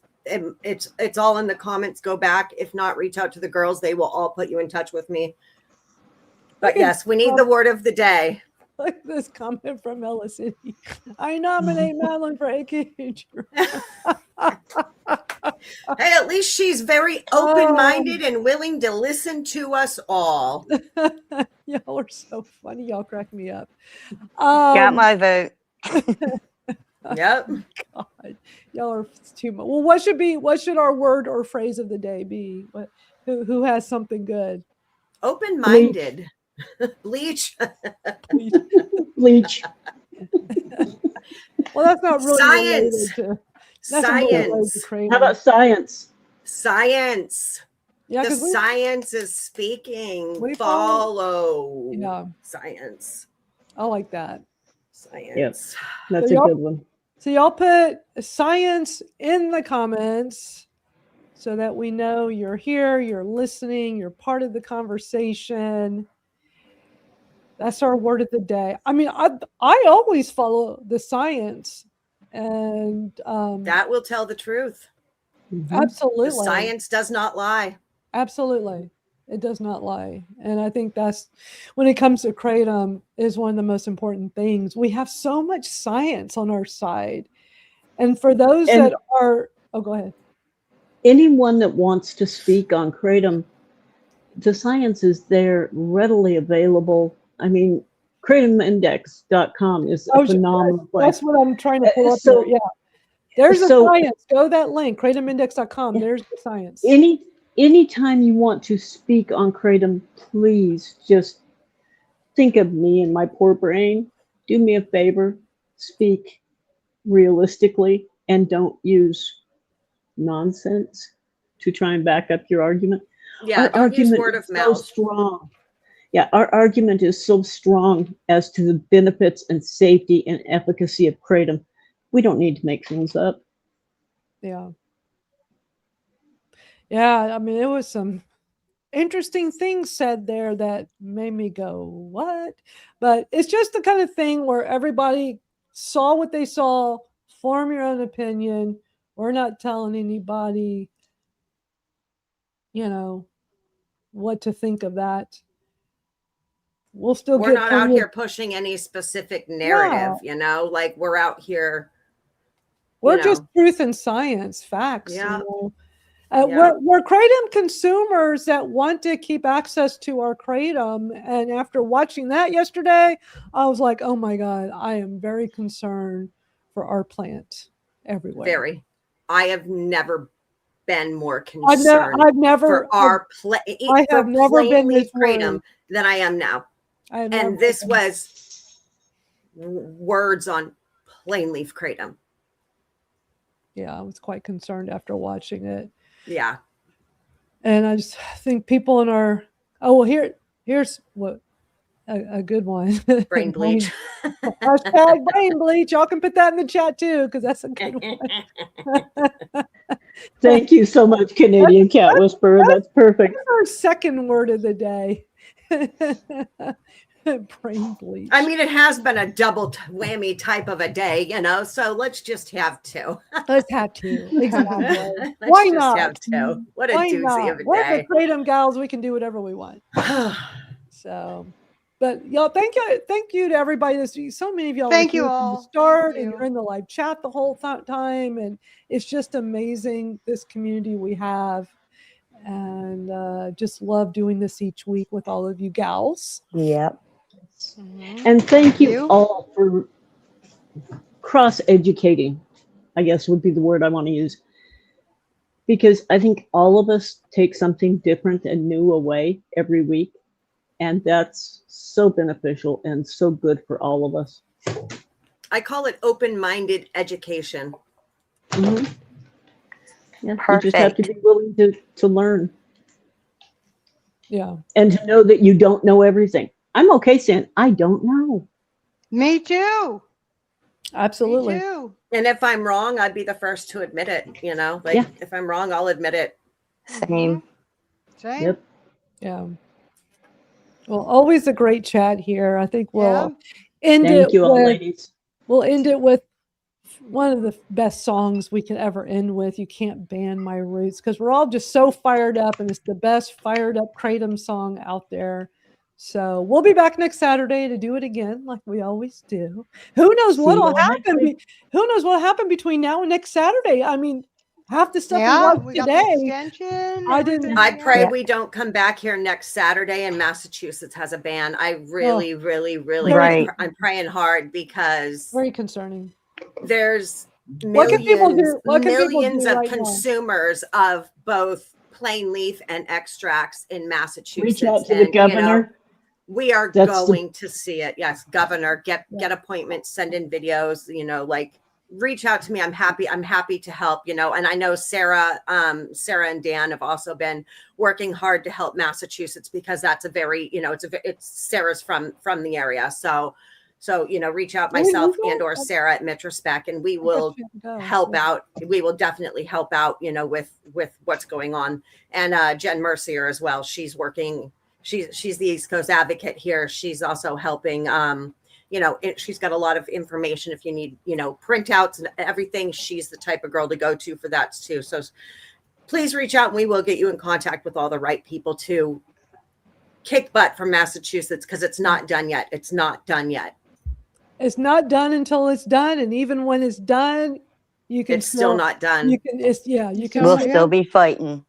Just look at Rhode Island getting overturned. Took a long time, but it can happen. But it The takes science is the proof. Yeah. The science Never is give the proof. up.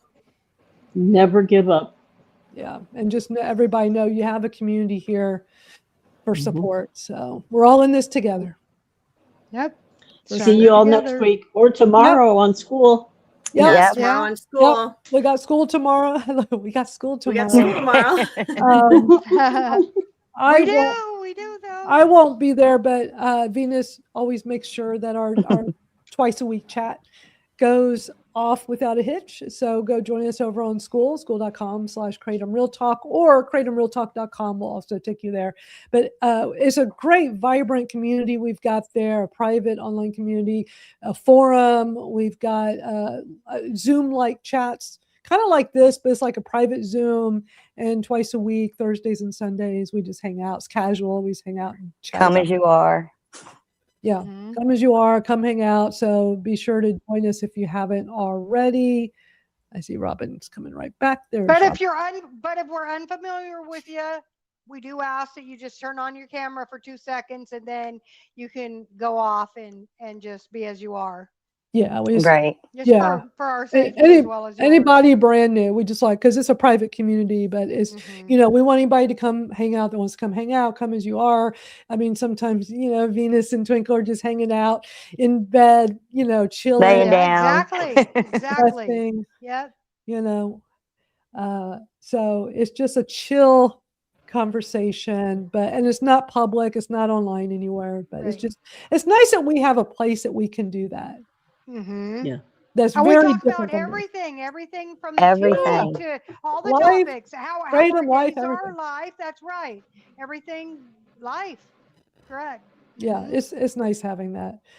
All right, let's wrap up with our song. We'll see y'all next week. Bye, everyone. Now it's time to jam. Thank you. Bye, everybody. Thank you so much. Thank you. Thank y'all. My cats are like, it's time to eat. You can't ban my truth. Nah, nah, nah, nah. Hey, Florida, we see the game. HB 1489. Not today.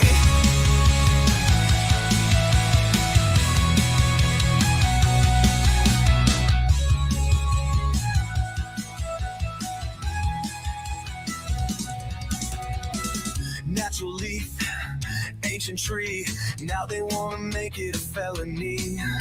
Nah, we ain't playing that corporate tune. Kratom's the voice of 1,000 moons. From the fields to the streets to the healing hands, you can't kill what the earth commands. They assess certification, regulation, tricks. Just another play to make the people sick. They write the rules, we break the chains. Your lobby games won't own our brains. One voice, one fight, we rise tonight. You can't bend my roots. I'm a child of the storm. I was born to be free. I ain't bending no more. You can't break my truth. You can write your lies, but the people rise. No one for 89. Mail orders ban, remote sales cut. Who's that help? Big Pharma's gut. They don't want plants, they want pills. They don't want cures, they want bills. But guess what? We ain't that dumb. We'll shout this message till the war is won. Kratom's our anthem, Kratom's our right. HB 1489, we fight tonight. They write the rules, we break the chains. Your lobby games won't own our brains. One voice, one fight, we rise tonight. You can't bend my roots. I'm a child of the storm. I was born to be free. I ain't bending no more. You can't break my truth. You can write your lies, but the people rise. No one's on 89. You can't outlaw the trees. You can't outlaw the breeze. You can't outlaw the dreams. We are Kratom. We are free.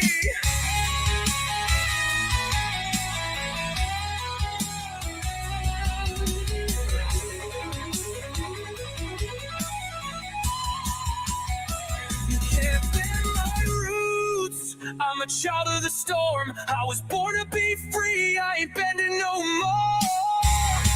You can't break my truth. You can write your lies, but the people rise.